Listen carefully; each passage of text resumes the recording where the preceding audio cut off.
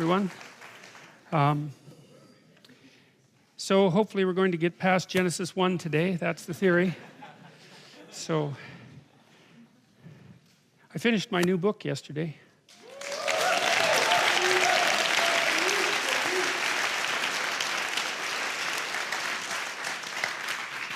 Yeah, so that's taken about 3 years of writing. It's quite a long time to write something. So yeah, it's done, except for the mopping up, you know, copy editing and that sort of thing. So hopefully it's as good as I can make it. I don't know if it's any good, but it's as good as I can make it anyways. All right, so this is the stories that I'm going to tell you tonight. I've been thinking about, well, like the ones last week for that matter, for a very long period of time, but I think these even longer. And one of the things that I just do not understand, I cannot fathom this. I cannot understand how there can be so much information in such tiny little stories, especially the story of Cain and Abel. That story just, every time I read it, it just flattens me because it's only like a paragraph long. There's just nothing to it, you know? And I think about it, and I think about it, and I think about it, and I think about it, and every time I think about it, another layer comes out from underneath it, and then another layer comes out from underneath it. And I can't figure that out. Like, you know, the rational approach that I've been describing to you is predicated on the idea that these stories have somehow encapsulated wisdom that we generated interpersonally and behaviorally, and then an image over very vast stretches of time, and then condensed it into very, very dense, articulated words that are then further refined by the act of being remembered and transmitted and remembered and transmitted and remembered and transmitted over vast stretches of time. And that's a pretty good argument. I'm willing to go with it, but it still never ceases to amaze me how much information such tiny little passages can contain. So we'll take that apart today. And I think it's especially true with the story of Cain and Abel, because it works on the individual level, and it works on the familial level, and it works on the political level, and it works at the level of warfare, and it works at the level of economics, and that's a lot for a little tiny one-paragraph story to cover, man. Now, you know, you could object, well, with these stories, you never know what you're reading into it and what's in the story, right? That's part of, let's call it the postmodern dilemma, and fair enough. And there's really no answer to that, any more than there is an answer to how do you know your interpretation of the world is, well, let's not say correct, but sufficient. There's some answer to that. It's sufficient if you can act it out in the world and other people don't object too much and you don't die and nature doesn't take a bite out of you any more often than necessary. You know, those are the constraints within which we live. So you have some way of determining whether your interpretation is at least functionally successful, and that's not trivial. And I guess you can say the same thing to the interpretations that might be laid out on these stories, and at the moment that's probably good enough. Hopefully you find the interpretations functionally significant at multiple levels. And I also think the chance of managing that by chance is very, very small, you know, to be able to pull off an interpretation of a story that works at multiple levels simultaneously. You think with each level that it applies, the chances that you've stumbled across something by chance have to be decreasing, right? There's a technical term for that in psychology. It's called something like multi-method, multi-trait method of determining whether or not something is accurate. And the idea is the more ways that you can measure it and get the same result, the more confident you can be that you're not just deluding yourself with your a priori hypotheses, you know, that there's actually something out there. So I guess that's another part of this method, is that, and it's also a method that I use in my speaking, I think. I don't try to tell people anything that isn't personally relevant, you know, because you should know why you are being taught something, right? You should know what the fact is good for, and then it should be good for you personally, at least in some sense, and then if you act it out in the world, it should be good for your family, and maybe should have some significance for the broader community. I mean, I think that's what meaning means, and I don't really see the utility in being taught things that aren't meaningful, facts that aren't meaningful, because there's an infinite number of facts and there's no way you're going to remember all of them. They have to have the aspect of tools, essentially, something like that, because we are tool-using creatures. Well, these stories have that aspect. As far as I can tell, there's nothing There's no doubt about that. So here's the stories in Genesis 2, very famous stories, obviously. Virtually everybody who's even vaguely versed in Western, roughly speaking, Western culture knows these stories. And that's something that's interesting too, that stories can be so foundational that everybody shares them. I mean, you can say the same thing about a fairly large handful of fairy tales as well, or you could at least until recently.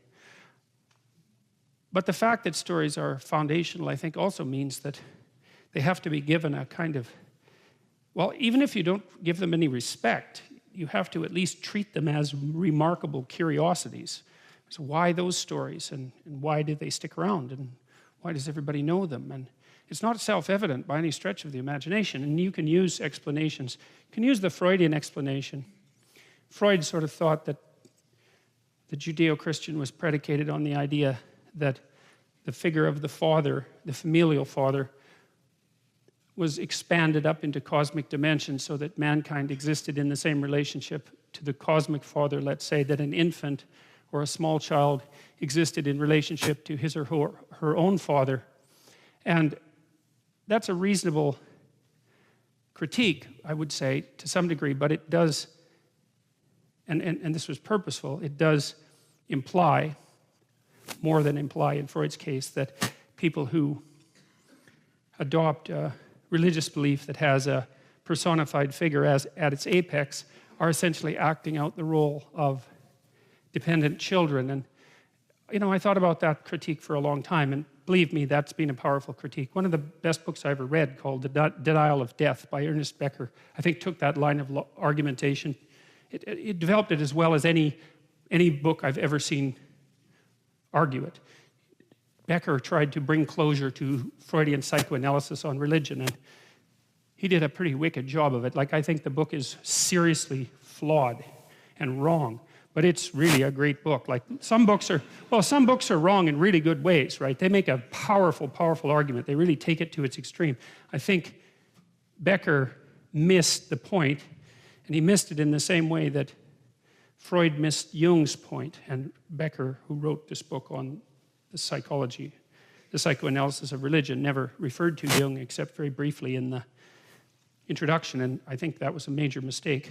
But Becker took the argument that the hypothesis of God is nothing but an attempt by human beings to recreate a quasi-infantile state of dependency and to be able to rely on an all-knowing father and to thereby recover the comfort, perhaps, that we experienced when we were young and had a hypothetically all-knowing father, for those of us who were lucky to have someone who vaguely resembled that. But the more I thought about that, the more that struck me as quite implausible across time. Charles Taylor, I think it was Charles Taylor, wrote an interesting book called The Origins of the Modern Self. He's a McGill philosopher, and I wouldn't necessarily call him a friend of classic religion, but it doesn't matter. He made a very interesting point about Christianity in particular. He said, well, if you're going to invent a religion that offered you nothing but infantile comfort, why in the world would you bother with conceptualizing hell? That just seems like an unnecessary detail to add to the whole story, right? If it's all about comfort, why would you hypothesize that the consequence of serious error was eternal torment? That doesn't really sound very, it isn't the sort of thing that is likely to make you feel comfortable. James Joyce, when he wrote about that, said he had terrible nightmares when he was a child because of the hellfire sermons the Jesuits used to spew forth, let's say, and he wrote down what he remembered of them, and they were pretty hair-raising. I think in James Joyce's book, I think it was Portrait of the Artist of a Young Man, he talked about the Jesuits telling him that hell was like a prison with walls that were 7 miles thick, that was always in darkness and consumed by fire, and that the people who were trapped there were continually burnt by this dark fire that gave new light, which also simultaneously rejuvenated their flesh so that it could be burnt off eternally. In case you were wondering how it was going to be burnt off eternally, that's apparently the process. It's not easy for me to see that as an infantile wish fulfillment, I'm afraid. Now, you could be a cynic about it, and Elaine Pagels, who wrote a book on the devil, was cynical about it in this manner. She thought that the Christians so to speak, invented hell as a place to put their enemies. And, you know, yeah, fair enough, but no, that's not accurate, really, although it's convenient to have a place to put your enemies. Charles Taylor did point out, for example, that the modern terror of loss of self, let's say the existential loss of self and loss of meaning, was perhaps roughly paralleled by the medieval terror of hell, you know, in terms of existential intensity. And so hell wasn't merely a place where those people that you didn't care for would end up. It was the place where you were going to go if you didn't walk the line properly. And so I don't think Freud's critique really holds water in the final analysis. And then Marx's critique, of course, was that religion was the opiate of the masses, and he made an argument that was similar to Freud's, although somewhat earlier, and based upon the presupposition that religious beliefs were stories told to the gullible masses in order to keep them pacified and happy while their corporate overlords, for lack of a better purpose, continued to exploit them and weaken them. And, you know, I find the critique of human institutions as driven entirely by power very, let's say, questionable to say the least. And of course, every human institution is corrupt for one reason or another.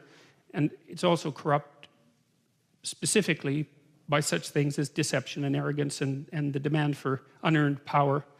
And the same thing, of course, can be applied to religious systems, but that doesn't mean that they are in some special way characteristic of those faults.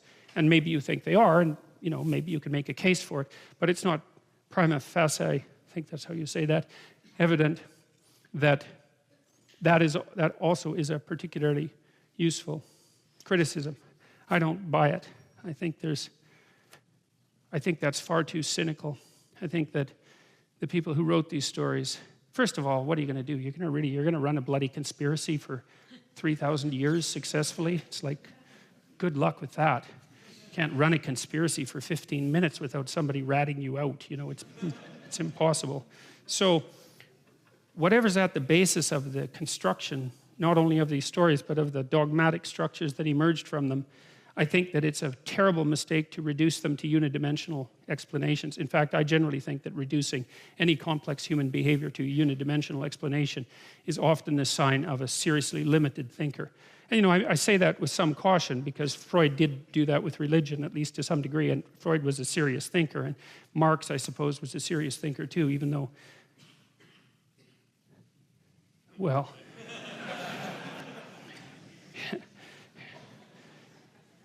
yeah, he's someone if you have any sense, Marx just leaves you speechless. So anyway, so that's all to say that I don't think there's any simple explanation for how these stories have the power that they have. I really don't. I don't think you can reduce it to political conspiracy, that's for sure. I don't think you can reduce it to psychological infantilism. I think you can make a case, like I have, that they are repositories of the collective wisdom of the human race. I had an interesting letter this week from someone. I get a lot of interesting letters. I think I'm going to make an archive out of them and put them on the web at some point, with people's permission, obviously. And he said that he'd been following my lectures and noted that I had been making what you might describe as a quasi-biological or evolutionary case for the emergence of the information that the stories contain. And he said, well, how do you know that someone from a different religious tradition or speaking of a different religious tradition couldn't do exactly the same thing? And I thought, well, first of all, to some degree they could, because there is overlap. Like I've talked to you a little bit about Taoism, for example, in the Taoist view of being as, you know, the eternal balance between chaos and order. One thing I didn't tell you, I don't think about that, and I don't know if you know this, but there's a neuropsychologist named Elkonin Goldberg who was a student of Alexander Luria, and Luria was, I think, the greatest neuropsychologist of the 20th century. He was a Russian, and he was one of the first people to really determine, in large part, the function of the frontal cortex, which was quite a mystery for a very long period of time. And Goldberg, you know how we have two hemispheres, right? We have a left hemisphere and a right hemisphere, and people often think of the left for right-handed people, right-handed males more particularly, because women are more neurologically diffuse. It's one of the things that makes them more robust to head injury, for example. And maybe men are less diffuse and somewhat more specialized, which makes them a bit more specialized, but a little more subject to damage. Anyways, we have two hemispheres, the left and the right, and no one exactly knows why. And we know that they house quasi-independent consciousnesses, because if you divide the corpus callosum that unites them, which was done in cases of intractable epilepsy, for example, that each hemisphere is capable of developing its own consciousness to some degree. The right generally nonverbal and the left verbal. And so there has been this idea that the left is a verbal hemisphere and the right is a nonverbal hemisphere. But that can't be right, because of course animals don't talk and they have a bifurcated hemisphere. So if it's right, it's not causally right. Now Goldberg hypothesized instead that the hemispheres were specialized for routinization and non-routinization, or for novelty and familiarity, or for chaos and order. And so that's pretty damn cool. When I ran across that, I also thought about that as a signal of what would you call it? Multi-method, multi-trait construct validation, because I'd never thought of the hemispheres as operating that way, and Goldberg came up with this in a historical pathway that was entirely independent from any mythologically inspired thinking, completely independent. In fact, it was motivated more by materialist Russian neuropsychology, which was materialist for political reasons and also for scientific reasons.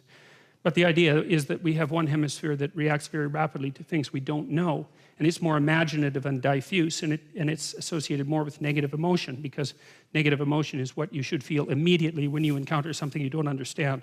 Because it's a form of thinking, right? Negative emotion. It's like, I'm somewhere where things aren't what they should be. The right hemisphere does that, generates images very rapidly to help you figure out what might be there. And then the left hemisphere takes that and develops it into something that's more articulated and algorithmic and fully understood. And so then there's this dynamic balance between the right and the left hemisphere, where the left tries to impose order on the world. That's Ramachandran, who's a neurologist in California, a very famous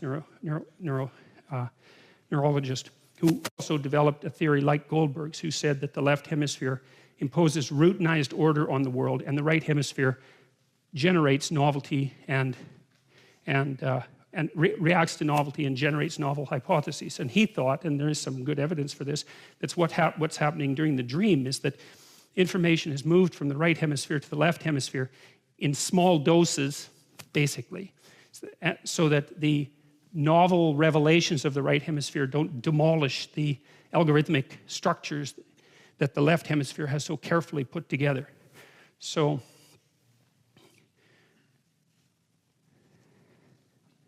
and I like that theory too, because it also does help justify the hypothesis that I've been laying out for you, which is that, you know, there's part of us that extends ourselves out into the world and tries to understand what we don't know, and that part extends itself out with behavior and also with emotion and also with image, and then maybe with poetry, and then maybe with storytelling, and then as that develops, then we develop more and more articulated representations of that emergent knowledge. And so you can map that quite nicely onto the neurologists and the neuropsychologists' presumption about what constitutes the reason for the hemispheric differentiation. But the other thing that's so cool about the hemispheric differentiation argument, as far as I'm concerned, and this is worth thinking about, man, because there's a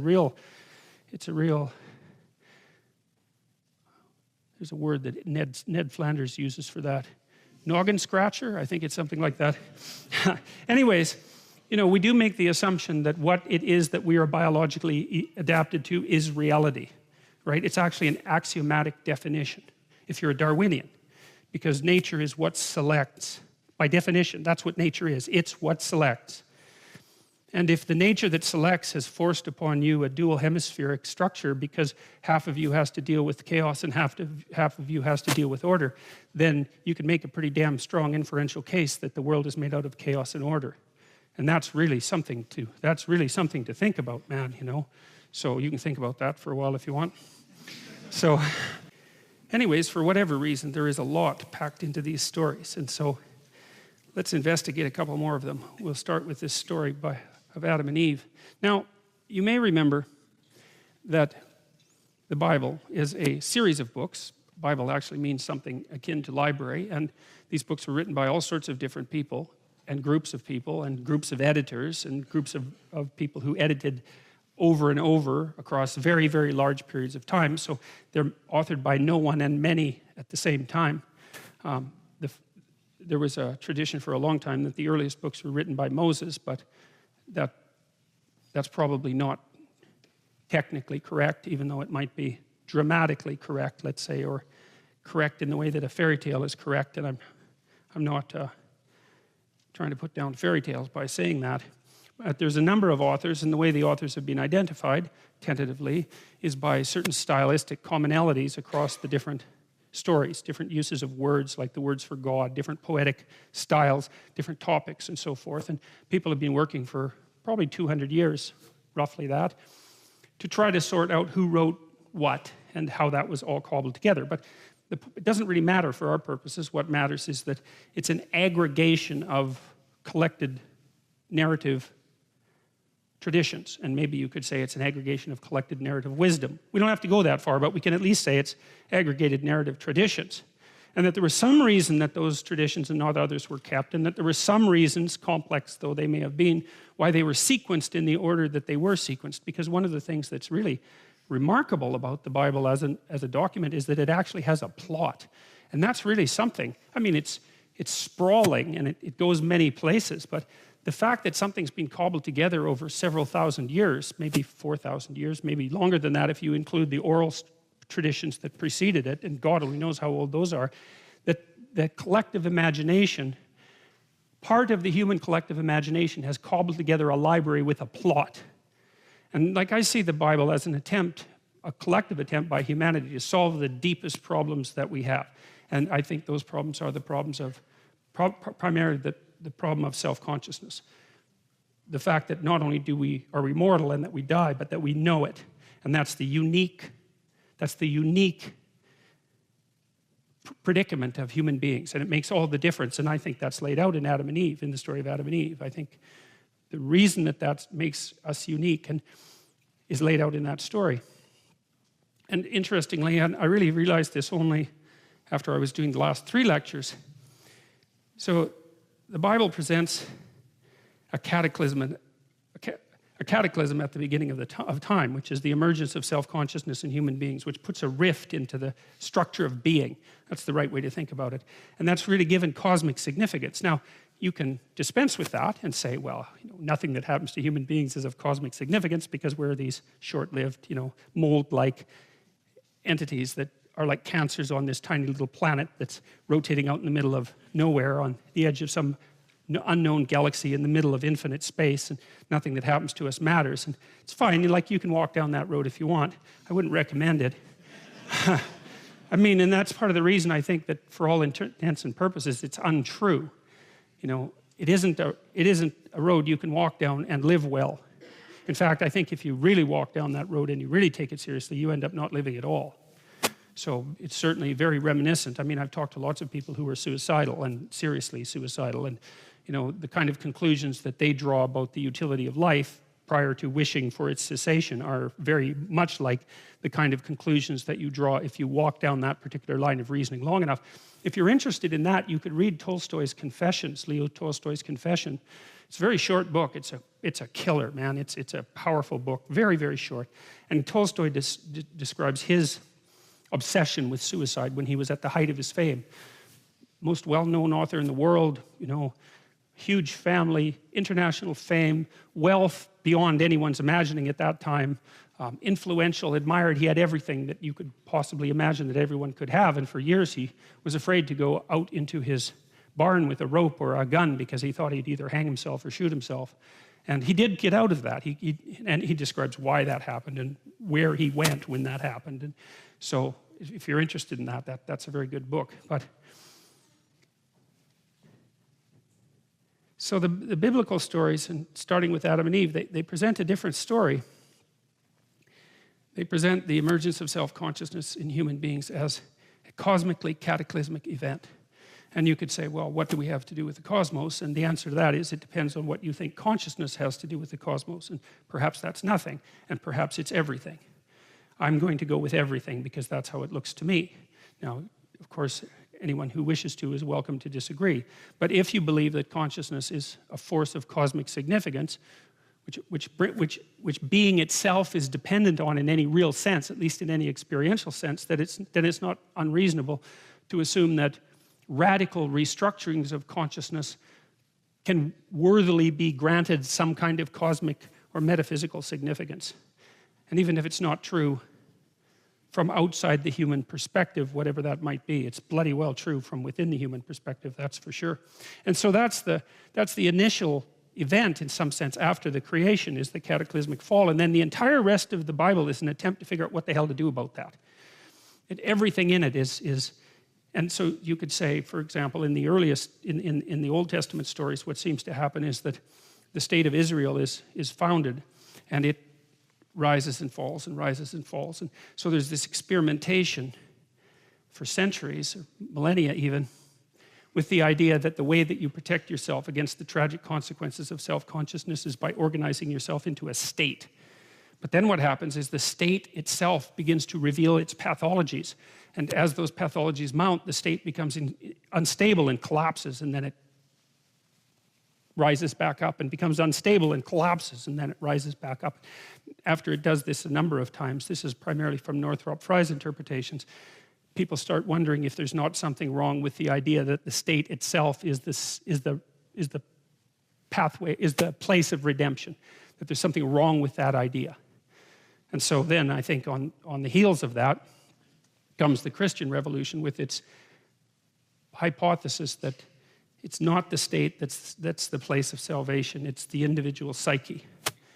And then there's an ethic that goes along with that too, which is quite interesting. So the ethic of redemption, after the state experiment fails, let's say, is that it's within the individual that redemption can be manifested, let's say. And even insofar as the state is concerned, because the state's proper functioning is dependent on the proper functioning of the individual, rather than the reverse, most fundamentally.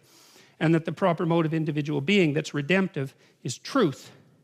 And truth is the antidote to the suffering that emerges with the fall of man in the story of Adam and Eve. And then that relates back to the chapters that we've already talked about, because there's this insistence in Genesis 1 that it's the word in the form of truth that generates order out of chaos. But even more importantly, and this is something like I said, I most clearly realized just doing these lectures for the last 3 weeks, is God continues to say, as he speaks order into being with truth, that the being he speaks into being is good. And so there's this insistence that the being that spoke into being through truth is good. And so there's a hint there. It's so interesting. There's a hint there right at the beginning of the story that the state of being that Adam and Eve inhabited before they fell, before they became conscious, insofar as they were made in the image of God and acting out the truth, that being itself was properly balanced. And it takes the entire Bible to rediscover that, which is a journey back to the beginning, right? And that's a classic theme. It's a classic mythological theme, that the wise person is the person who finds what they lost in childhood and regains it, right? I think that's a Jewish idea, that Tzaddik, if I remember correctly, who is a Messiah figure, is the person who finds what he lost in childhood and regains it. His idea of this return to the beginning, except that the return is you don't fall backwards into childhood and unconsciousness. You return voluntarily to the state of childhood, well awake, and then determined to participate through truth in the manifestation of proper being. Now, I'm a psychologist, and I've taught personality theory for a very long time, and I know personality theories, the profound personality theories, pretty well, and I'm reasonably well-versed in philosophy, although not as well-versed as I should be. But I can tell you, in all the things I've ever read or encountered or thought about, I have never once found an idea that matches that in terms of profundity, but not only profundity, also in believability. Because the other thing I see as a clinician, and I think this is very characteristic of clinical experience and also very much described explicitly by the great clinicians, is that what cures in therapy is truth. That's the curative Now there's exposure to the things you're afraid of and avoiding as well, but I would say that's a form of enacted truth, because if you know there's something you should do by your own set of rules and you're avoiding it, then you're enacting a lie. You know, you're not telling one, but you're acting one out. It's the same damn thing. So if I can get you to face what it is that you're confronting that you know you shouldn't be avoiding, then what's happening is that we're both partaking in the process of attempting you to act out your deepest truth.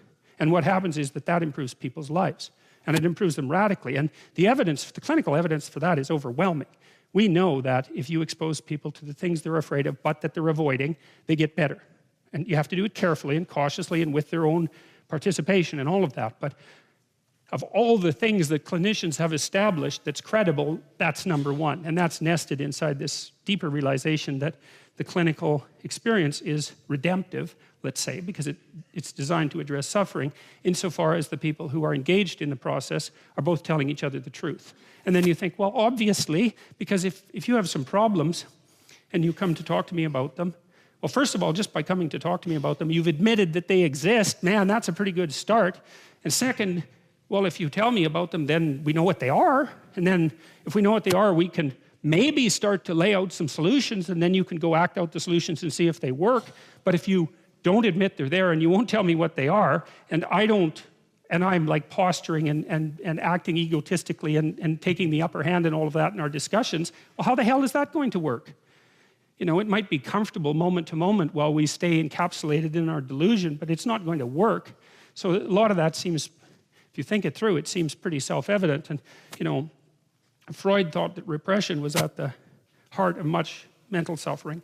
The difference between repression and deception is a matter of degree, and that's all. It's technical. It's a technical differentiation. And Alfred Adler, who was one of Freud's greatest associates, let's say, and much underappreciated, I would say, he thought that people got into problems because they started to act out a life lie. That's what he called it, a life lie. That's worth looking up, because Adler, although not as charismatic as Freud, was very practical and really foreshadowed a lot of later developments in cybernetic theory. And of course, Jung believed that you could bypass psychotherapy entirely by merely making a proper moral effort in your own life. And Carl Rogers believed that it was honest communication mediated through dialogue that had redemptive consequences, and the behaviorists believe that you do a careful microanalysis of the problems that are laid before you and help introduce people to what they're avoiding. It's like all of those things to me are just secular variations of the notion that truth will set you free, essentially. So you know, it's a pretty powerful story. And A, it's not that easy to dispense with, and B, the other thing is you dispense with it at your peril, because what I have seen as well is that the people that I've seen who've been really hurt have been hurt mostly by deceit. And that's also worth thinking about, that, you know, you get walloped by life. There's no doubt about that. There's absolutely no doubt about that.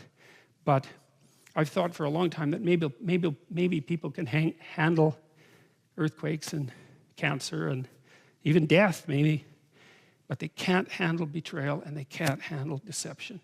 They can't handle having the rug pulled out from underneath them by people that they love and trust. That just does them in.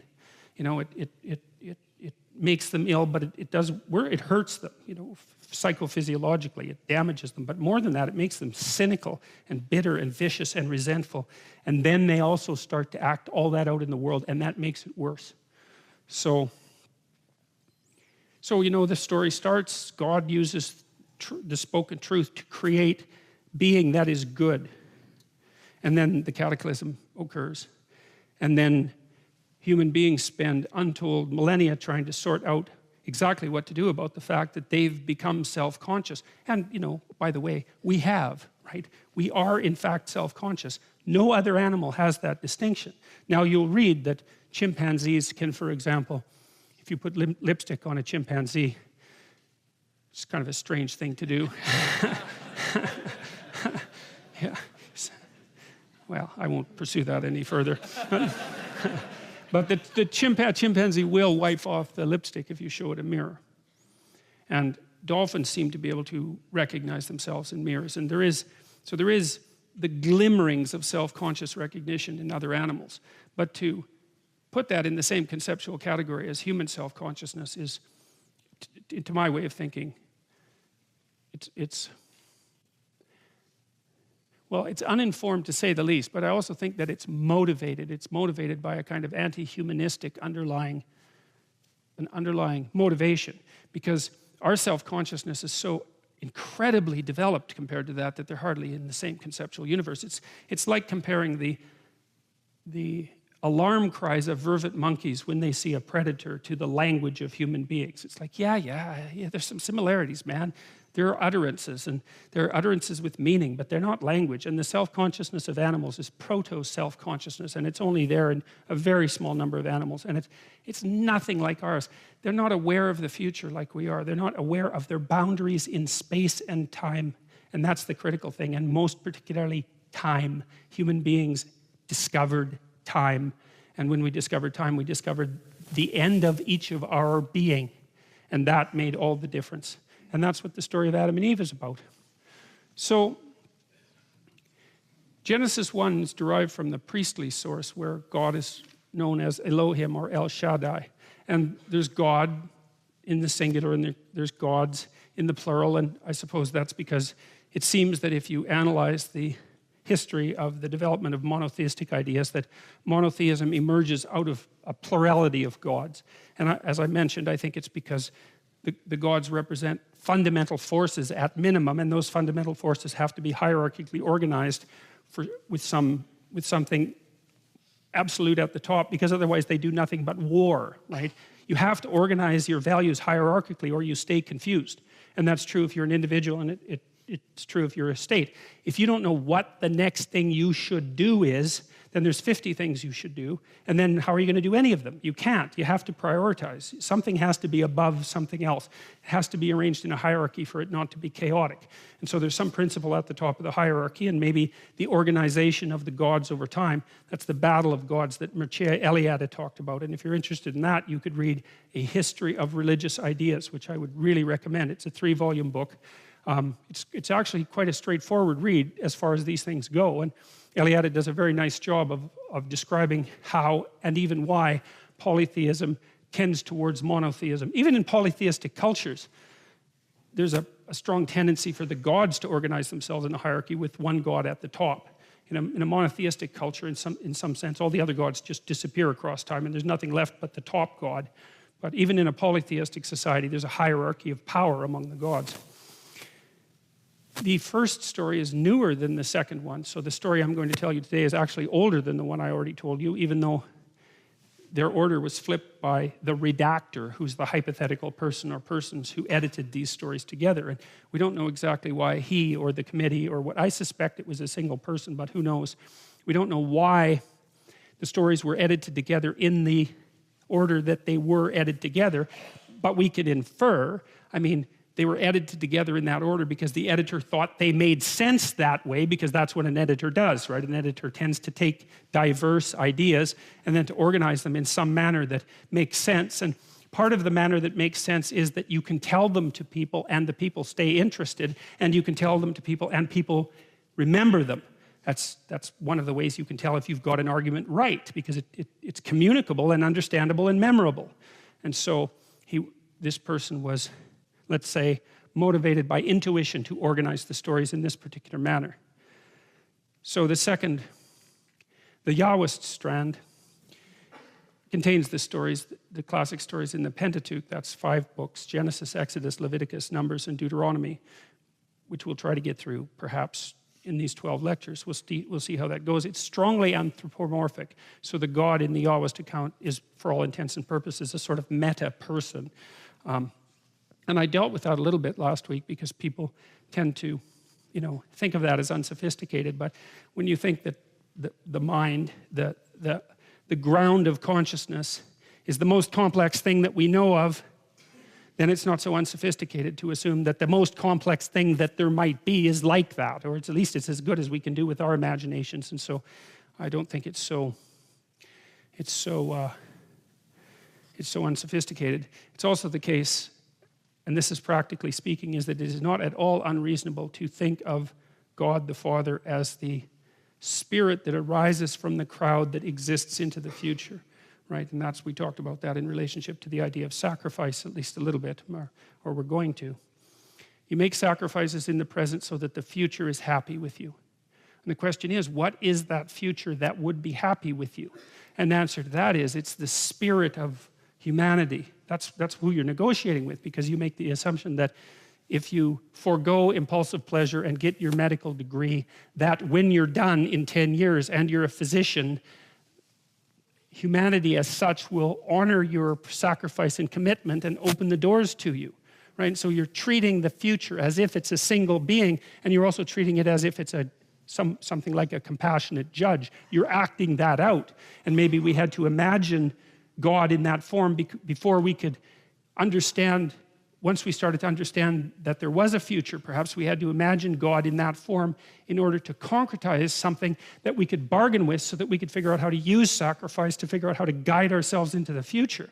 Because a sacrifice is a contract with the future, but it's not a contract with any particular person. It's a contract with the spirit of humanity as such. It's something like that. And so when you think about it that way, that should make you faint with amazement, because that is such a bloody amazing idea. To come up with that idea that you can bargain with the future, that is some idea, man. That's like the major idea of humankind. We suffer, what do we do about it? We figure out how to bargain with the future, and we minimize suffering in that manner.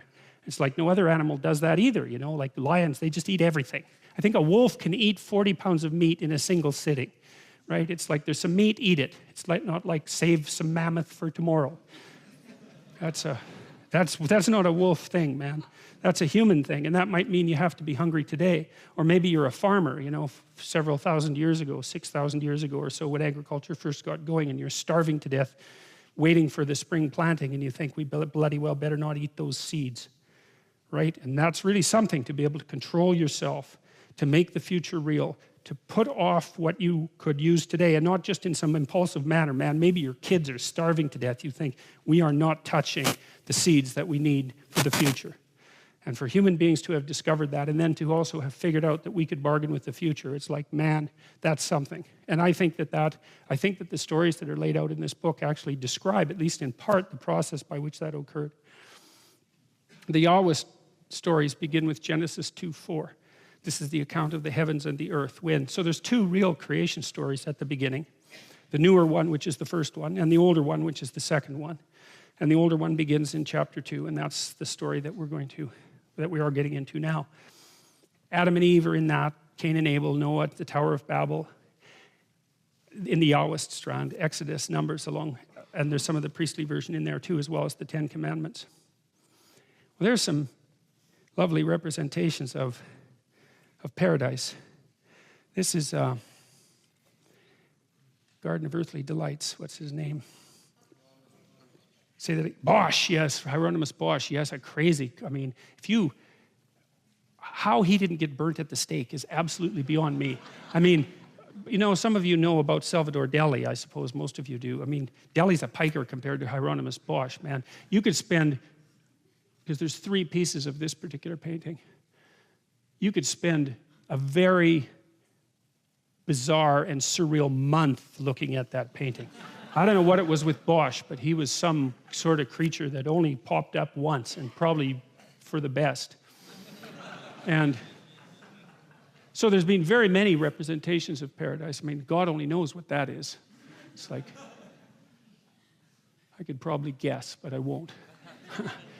And then look, I mean, that's the lion lying down with the lamb, right? So that's this idea that's maybe projected back in time, that there was a time, or maybe will be a time, when the horrors of life are no longer necessary for life itself to exist, right? And the horrors of life are, of course, that everything eats everything else, and that everything dies, and that everything's born, and that the whole bloody place is a charnel house, and it's a catastrophe from beginning to end. And this is the vision of it being other than that. And, you know, there's a strong idea. This was also implicit in the alchemical ideas, and I think it's also implicit in the scientific revolution, that human beings can interact with reality in such a way so that the tragic and evil elements of it can be mitigated, and so that we can move somewhat closer to a state that might be characterized, well, that's obviously imagistic, but it might be characterized by something like that, where we have the benefits of actual existence without all of the catastrophe that seems to go along with it. And Carl Jung, when he wrote about the emergence of alchemy, or the emergence of science from alchemy, he thought of science as being motivated by a dream, because for Jung, the dream was the manifestation of the instincts. It was the boundary between the instincts and thinking. He said, well, science is nested inside a dream.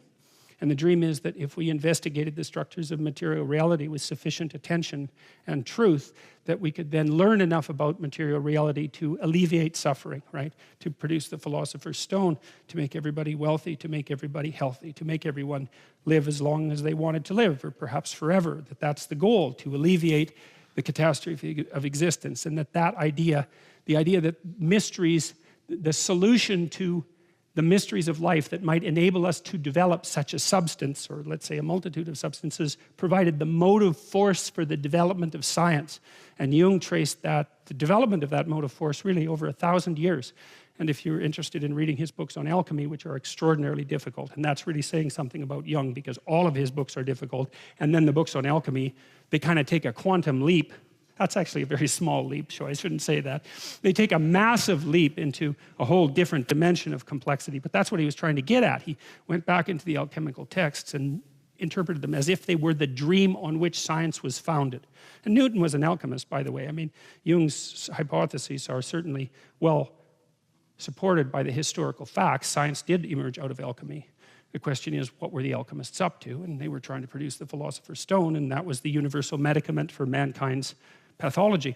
Jung felt that what had happened was that, Christianity had promised that, the cessation of suffering, promised it for 1,000 years, and yet suffering went on unabated. And at the same time, Christianity had attempted to really put emphasis on spiritual development, let's say, at the expense of material development, right? Thinking of material development as something akin to a sin, trying to get a control of impulsivity and all the things that went along with a two-embodied existence. There was a reason for it, but that by about 1000 AD, the European mind, somewhat educated by that point, somewhat able to concentrate on a single point, perhaps because of a very long history of intense religious training, turned its dream to the unexplored material world and thought, well, the spiritual redemption that we've been seeking didn't appear to produce the result that was promised or intended, and so maybe there's another place that we should look, and that was in the damned material world, right? Which was supposed to be, at least according to some elements of classic thinking, nothing but the creation of the devil.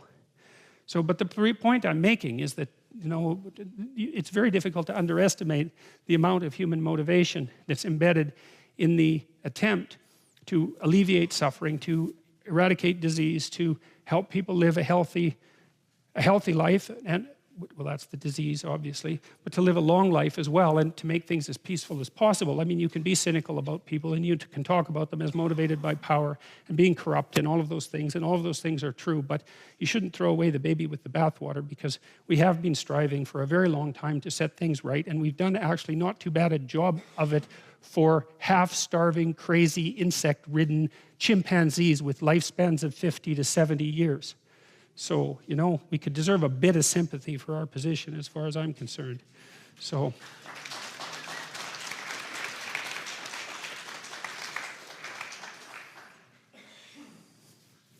some other representations. This one I like, the one on the left. That's paradise. Paradise as a walled garden, and that's what paradise means. It's paradisa, which is, I don't remember the language. It's associated with Persian. Paradisa means walled garden. And why a walled garden? Well, it goes back to the chaos order idea. So this is where God puts man and woman after the creation in a walled garden. Well, the wall is culture and order, and the garden is nature. And the idea is the proper human habitat is nature and culture in balance. It's, well, we like gardens. Well, why? Because, well, they're not completely covered with weeds and mosquitoes and black flies, right? So they're civilized a little bit, but still within that civilization, nature in its more benevolent guise is encouraged to flourish, and people find that rejuvenating. And so the idea that paradise, the proper habitat of a human being, is a walled garden is a good one. And it's walled because, well, you want to keep things out, right? I mean, raccoons, for example, you want to keep those things out, man, even though it's impossible. And you don't want, well, there's all sorts of things you don't want in your garden, like snakes. Walls don't seem to be much use against them, but the idea that paradise is a walled garden is an echo back to the chaos order idea. walls, culture, right? Garden, nature. So the proper human habitat is a properly tended garden. Now, the radical left-leaning anti-theist environmentalists tend to make the case that the predations of the Western capitalist system are a consequence of the injunction that was delivered in Genesis by God to man to go out and dominate the earth. David Suzuki has talked a lot about this, by the way. They believe that that statement has given rise to our inappropriate assumption that we have the right to exert control over the world, and that that's what's turned us into these terrible predatory monsters, sometimes described as cancers on the face of the earth, or viruses that have inhabited the entire ecosystem, who are doing nothing but wandering everywhere and wreaking havoc as rapidly as we possibly can, which is another perspective on the essential element of humankind that I find absolutely deplorable. I mean, if you look at the historical record, for example, even casually, you'll find out that as late as the late 1800s, 1895, thereabouts, Thomas Huxley, who was Aldous Huxley's grandfather and a great defender of Darwin, prepared a report for the British government on ocean sustainability. And his conclusion was, fish away, guys, man. There's so many fish out there. The oceans are so inexhaustible that no matter how hard humanity tried for any number of years, the probability that we could do more than put a dent in what was out there was zero. Now, Huxley turned out to be wrong. He didn't realize that our population was going to spike so dramatically, partly because we got a little bit rich and our children stopped dying at the rate of like 60% before they were 1 year old. And, you know, we actually managed to populate the earth with a few people, but it wasn't really until 1960 or so that we woke up to the fact that there were so many of us that we actually had to start paying attention to what we were doing to the planet. And that's like, what, 50 years ago? Well, we've just started to develop the technology, the wherewithal to understand that the whole world might be well considered a garden, and we need to live inside the proper balance between culture and order, or culture and chaos. Before that, we were spending all of our time just trying not to die, and usually very unsuccessfully. So I don't agree with that interpretation of the opening sections of Genesis. I don't believe that it's given human beings the right to act as super predators on the planet. I think that instead the proper environment for human beings is presented quite properly as a garden, and that the role of people, and that's explicitly stated in the second story in Adam and Eve, was to tend the garden. And that means to make the proper decisions and to make sure that everything thrives and flourishes, and so that it's good for the things that are living there that aren't just people, but also good for the people too. So fine, I think we could at least note that that's a slightly different take on the story than the ultimately cynical interpretation that's so commonly put forward today. Now, inside that walled garden is a couple of trees, and Adam and Eve and some animals and all of that. And unfortunately, the tree happens to have a snake wrapped around it. Now, that's an interesting thing. We're going to talk about that a lot.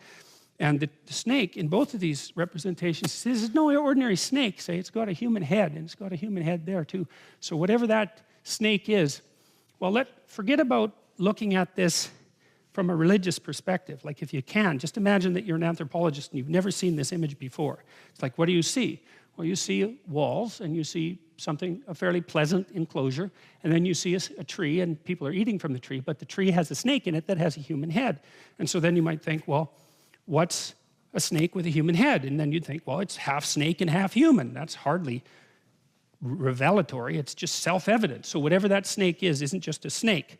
It's snake and human. Or it's snake and partakes in whatever human beings are. And that's very important. So we'll consider that later. And you see the same thing here. And you see in this particular version, there's the head. This one also has wings. And so this is a winged snake, sort of like a dragon. And so it crawls on the ground like a reptile, and it's got an aerial aspect or a spiritual aspect. So here it's a snake, which is like the lowest form of reptilian life, say, something that crawls on the ground. It's something that's human, and it's something that's spiritual at the same time. And it inhabits the tree, which look a lot like magic mushrooms, by the way. And You can look that up if you want. That's quite an interesting little rabbit hole to wander down if you're curious about it. But there's an idea here too, is that there was something in the garden at the beginning of time that was like a snake, that was like a person, that was like something that was winged. It was something spiritual. So it's spiritual, human, and reptilian all at the same time. And it's the animating spirit of the tree. Okay, so keep that in mind. Thus the heavens and the earth were finished. This is in relationship to Genesis 1, and all the host of them. And on the seventh day, God ended his work which he had made, and he rested on the seventh day from all his work which he had made. And God blessed the seventh day and sanctified it, because that in it he had rested from all his work which God created and made. So that's wisdom in that one too, I think, the idea of the Sabbath, you know, because one of the things, I've worked with a lot of people who were hyper-conscientious, and the thing about hyper-conscientious people is that they'll just work till they die. And that's actually not very productive, because then they're dead and they can't work. And so what you have to do with hyper-conscientious people is you have to say, well, I know you'd rather do nothing but work, and maybe you're just as guilty as you can possibly be when you're not working, but let's figure out what you're up to. And what you're up to, in all probability, is the attempt to be productive in the least problematic, longest sustaining possible manner. And that might mean you have to take a rest. And so one of the things I used to work with lawyers, with people who had risen to the top of large law firms, and they were hyper-productive types, and they were often, you know, trying to hit their impossible quota for yearly hours, and burning themselves to a frazzle as a consequence. And one of the things that we used to do was, they couldn't work fewer hours, because a day that just didn't work. But what we did was we'd have them take more time off, you know, like a 4-day weekend every 2 months or something, that was plotted out into the future. And then we'd track their billable hours, which is their degree of productivity. It would actually increase. So that was so cool, because you could take hardworking people and you could say, look, you know, take a break. Why? Well, because you'll be more productive if you take a break. No, that couldn't possibly be. Like, I should just work flat out all the time. It's like, let's test that out. You take a break now and then. It's like, well, what happened was their productivity would increase, often by 10%. So there's wisdom here too, which is okay. And this alludes to the Adam and Eve story near the end. You're self-conscious, you discover the future, you have to work. Well, then the question is, how much should you work? And one answer is, you better bloody well work all the time, because no matter how much work you do, you're not solving your problems. They're coming along, man. And you can stack up all the money you want, you can stack up all the wealth you want. It is not going to protect you in the final analysis. So you better be hitting the ground running, and you better run flat out all the time. Well, what happens if you do that? Well, then you die. It's not a good solution. So maybe you should rest. And so how does that rest get instantiated? Well, it's not easy to tell, but one way to do it, let's say conceptually, is to say, look, even God had to rest 1 day a week. And so you don't have to be so presumptuous to assume that if God had to rest 1 day a week, that maybe, you know, you are allowed to work nonstop without a break at all. You know, and I think our culture has slipped into that in quite a dangerous way, because everything is open all the time. And I mean, I find that just as convenient as the rest of you, but, you know, it's so strange to talk to modern people, because one of the things they always tell you, we say, well, how are you? And what do they always say? They don't say good, they don't say bad, they say busy. It's like, yeah, well, okay. This is where Genesis 2 starts, and we finally got there. These are the generations of the heavens and of the earth when they were created, in the day that the Lord God made the earth and the heavens. And every plant of the field before it was in the earth, and every herb of the field before it grew. For the Lord God had not caused it to rain upon the earth, and there was not a man to till the ground. But there went up a mist from the earth, and watered the whole face of the ground. And the Lord God formed man of the dust of the ground, and breathed into his nostrils the breath of life, and man became a living soul. Well, you know, there's some archaic thinking in there. The breath is life, right? That's psyche, that's spirit, that's inspiration, that's respiration, that's all associated. It's pneuma, like pneumatic tire. It's breath. And the reason that people associated life with breath, well, that's not so foolish, you know. I mean, you're breathing, man, and it's something you do all the time. And when you die, you stop breathing. And so the idea that there's something integral to life about breathing is a perfectly reasonable supposition. It actually happens to be very true. And then to associate the act of creation with the act of, first of all, inspiration and respiration, and the breathing of life into something that was inanimate is, well, what do you expect for a one-sentence description? It's not a bad one-sentence description, you know. So, and the Lord God planted a garden eastward in Eden, And Eden means well-watered place. And that's particularly relevant, I suppose, if you're a desert dweller, right? Because the issue there is, can you get enough water to make things grow? And so the walled garden, which is paradise, is also Eden, which is a well-watered place. And water has the element of chaos. We already saw that in relationship to Genesis 1, where the underlying chaos was often assimilated symbolically to water. And so the idea too is that a certain amount of chaos has to be brought into the order in order for it to be fruitful. And you can see that in the form of allowing in the water. And out of the ground made the Lord God to grow every tree that is pleasant to the sight and good for food. The tree of life also in the midst of the garden, and the tree of the knowledge of good and evil. So two trees are marked out among the rest. One is the tree of life, and one is the tree of the knowledge of good and evil. Now, you know when you read something like that, if you're thinking about it, that you're in a metaphorical space. Now, we've got to be careful about metaphors, because I could say and did that the chaos order idea is a metaphor, but then I also said, well, wait a second, it's a metaphor, but it's also what your brain is adapted to. And so, let's just not be pushing the idea that it's merely a metaphor too hard. And the same thing is happening here. These are metaphors, the tree of life and the tree of the knowledge of good and evil. But that doesn't exactly mean that they're mere metaphors, because sometimes, as I mentioned before, if you have a set of things and you abstract out from them a common element, you can make a strong case that the common element is more real than the set of things from which you abstracted it.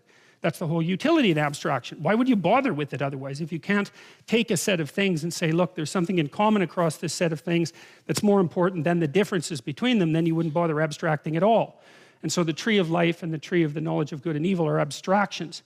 Now, one of the questions is, this is a tough one, man. I tried to figure out for a long time why a fruit and something you eat would be associated with the transformation of psychology, because that's basically what happens in the Adam and Eve story. Why would it be something that you eat?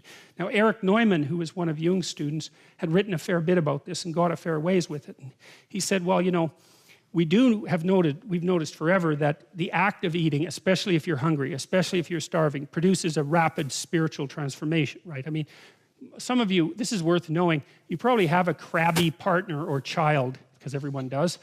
And one thing you might try is that if they get erratic during the day and, get all volatile about nothing at all, just give them something to eat.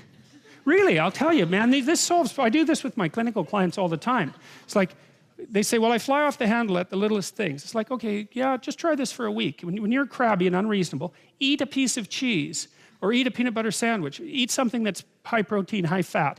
And then just wait 10 minutes and see if you're sane. And you'll find out that you're sane after you eat so often that you just can't believe how crazy you are when you're hungry. Look, it's really absolutely bloody remarkable. So I'm telling you, try this. It'll especially if you don't eat breakfast. This will change your life. And so here's a practical bit of information for you too, for all of you antisocial types who are going to end up in prison. So if you're in prison and you want to go on parole, okay, so you have to go in front of the judge and tell him why you're not going to do it again. So here's the deal. It doesn't really matter what you did, and it doesn't really matter what you promise. What matters is whether you see the judge before lunch or after lunch. Because if you see the judge after lunch, the probability that you'll get parole is 60% higher. Yeah, right. That is just like... So never have an argument with your partner when you're hungry or when they're hungry, especially if you want something from them. It's like, here's a sandwich. They'll eat it, then they'll be happy. Then you can manipulate them. Before that, man, no.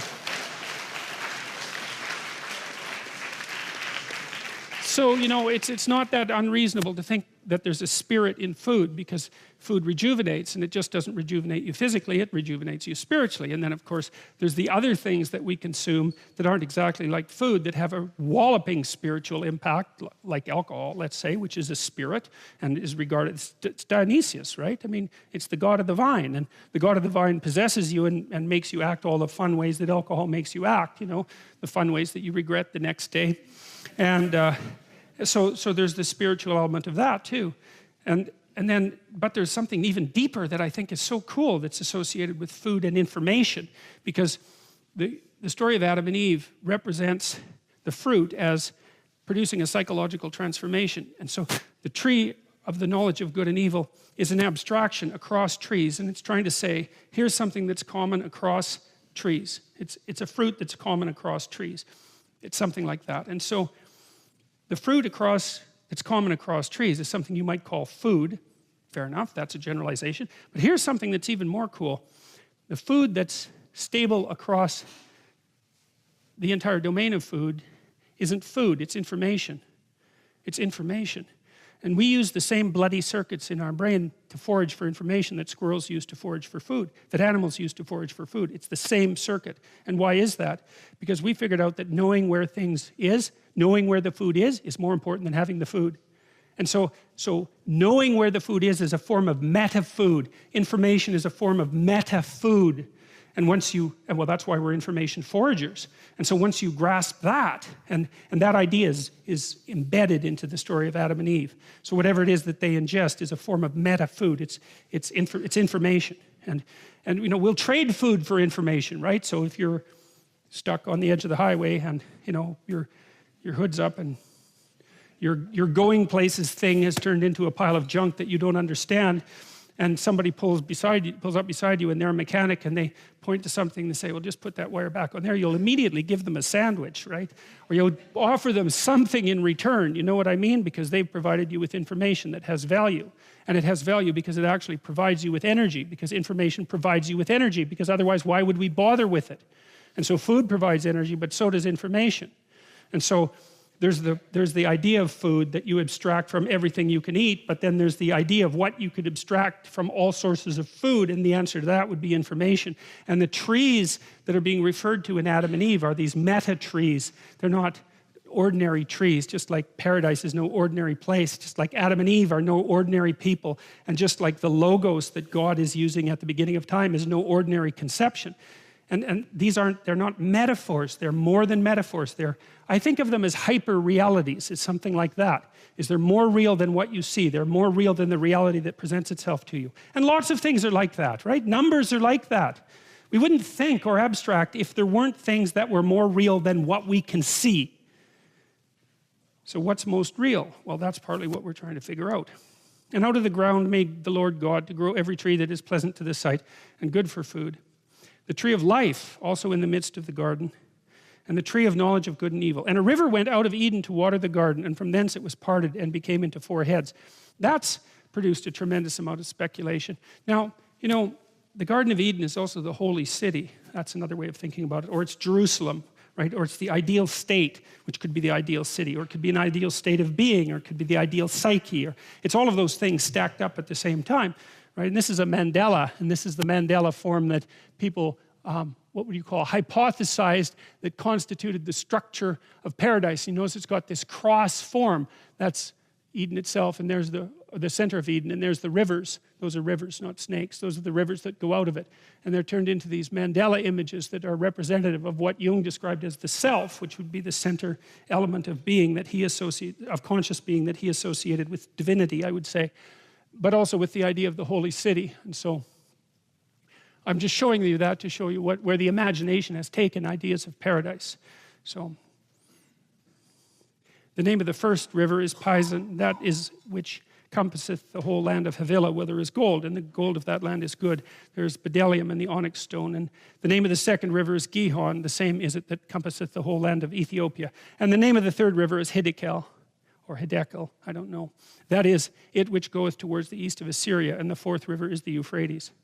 So there's this strange intermingling there of geography with mythical geography, right, which you see happen fairly frequently in the books. And the Lord God took the man and put him in the Garden of Eden to dress it and keep it. Okay, so that's a good command. That's what you're supposed to do, is take care of the damn thing. It was a lot of work to make, right? It took a whole week.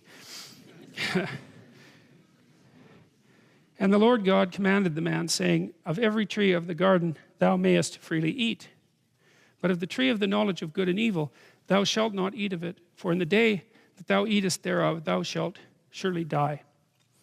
Well, there's this bunch of questions there that people have been puzzling over for a long time. God, he's a tricky character in the story of Adam and Eve. It's like, well, okay, if we can't eat the damn thing, well, why put it in the garden to begin with? That would be one question. And you made us, and then you told us not to eat this, knowing perfectly well that the first thing we were going to do is eat it, because people are of exactly that type, which is that if you say to them with their insatiable curiosity, this is all fine and nice, but over here is something you should never look at, and then you leave the room, it's like everybody's over there trying to figure out what the hell that thing is instantly, right? Because we're curious creatures. And so you have to wonder exactly what God was up to here. And there's Gnostic speculation that the original God, this one, was not really a very good God. He was kind of an unconscious evil God, and that he wanted his creation to be unconscious, and so forbade them from developing consciousness, and that it was a higher God who, and maybe in the form of the serpent, who tempted human beings towards consciousness. And you know, that idea got scrubbed out of classic Christianity pretty early, although there's something that's interesting about it, and there are remnants of it in different forms that stayed inside the story. Like the idea that the fall was, you know, a terrible tragedy, but on the other hand, it was the precondition for the greatest event in history, which was the birth of Christ and the redemption of mankind. And so it's complicated, let's put it that way. God only knows what God was up to, but you know, this is a good example of that ambivalence. And to me, again, that it's an indication of the sophistication of the people who put these stories together. And I also consider this somewhat miraculous, because, you know, if you were just a simple propagandist of sorts, you wouldn't leave this sort of complexity in the text. You just get rid of that, because if you're a propagandist, everything is supposed to make sense along the ideological plane, and here God's supposed to be good. It's like, well, we better get rid of that line, because something's up with it, and it isn't obvious what it is, but that isn't what people did. And to me, that indicates that they were doing two things, is they were trying not to be too careless with the traditions that they were handed. They were touching them at their peril. They were very careful with them, and also that they were actually trying to understand what was going on, because why otherwise keep this? Why not just simplify it? Or maybe just attribute this to the devil. That would be easier than having God do it. And the Lord God said, "It is not good that man should be alone. I will make a helpmeet for him." And out of the ground the Lord God formed every beast of the field and every fowl of the air, and brought them unto Adam to see what he would call them. And whatsoever Adam called every living creature, that was the name thereof. And Adam gave names to all the cattle, and the fowl of cattle means animals, basically, and to the fowl of the air, and to every beast of the field. But for Adam there was not found a helpmeet for him. Okay, well, a couple of things there, speculations. Number one, it's like, why does God care what Adam calls the animals? And the answer to that seems to be that it's associated again with the magic of speech, right? So that we know, according to the story, that human beings were already made in the image of God, and that God used language in order to call order forth from chaos, and that human beings were made in that image. And so there's an echo of that here, even though it's from an independent tradition. And the echo is, the thing isn't quite real till you name it. And that's an interesting thing, and we don't exactly know how far that extends. It's certainly the case that things often exist in a strange potential form, interconnected form, where everything's confusing, like a massive confusion. Before you put your finger on it, name it. What's going on here? You name it. It's like it carves it out from all that underlying chaos and makes it into a grippable entity that you can then contend with. And you might say, well, it was real before you named it. It's like, well, yes, it was real before you named it, the same way things are there when there's no one there to perceive them. And it isn't obvious how things are there when you're not there to perceive them. I'll tell you something bloody weird about perception. You can look this up. And John Wheeler's a physicist. So here's a really cool thing. Let's say you go outside at night and you look up and you see a star. And so a photon from that star enters your eye. And maybe that photon has been cruising along for like 30 million years. Do you know that photon would not have been emitted from that star at that time if your eye wasn't there at that time to receive it? You think, well, how in the hell can that be? Because it happened 20 million years ago. It's like, well, I don't know how it can be, to tell you the truth, but I know that John Wheeler has done a very good job of detailing out why that's true and necessarily true. And so Wheeler is also the physicist who developed the notion of it from bit, and he believes that the world is best construed as The potential of the world is best construed as a place of information. It's something like latent information. And that what consciousness does is transform the latent information into something like concrete reality. And he doesn't mean that metaphorically. And one of the cases that he makes in that regard is this story that I just told you, is that the photon couldn't have leapt from where it was unless it had a place to go. Now it's complicated and confusing because from the perspective of a beam of light, from a photon, there is no time and there's no distance from one point to another. Well, of course, that's completely impossible to understand too, but from the perspective of a photon, the universe is completely flat, perpendicular to the direction that the photon is traveling, so it's there and here at the same time. For us, it's not. It's like 20 million years ago, but for the photon, it's all here and now. So anyways, the reason I'm telling you all that is because the relationship between consciousness and reality is by no means straightforward. It is seriously not straightforward. And physicists debate what the relationship is between consciousness and reality, and they debate about what the sort of phenomena that I just described mean. And I'm not really qualified to enter into that debate because I'm not a physicist, but I do know, and I've read a fair bit of Wheeler, about as much of it as I can understand, and I do at least know that that's what he claimed. And I also know that that claim is not, that's a claim that's taken seriously among physicists of the caliber of the physicists who can understand Wheeler. So that's pretty interesting. So anyways, there is emphasis again on this importance of naming in order to make things real. You know, and sometimes people won't name things just so they don't become real.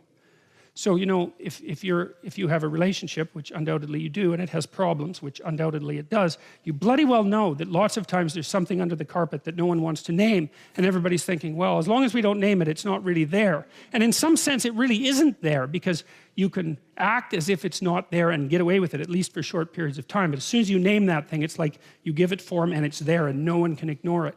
And that's annoying because then you have to deal with it or face the consequences. But the reason I'm telling you that is because we have an intuition even that we can have things not exist by not naming them. You name it and it comes forward with staggering clarity.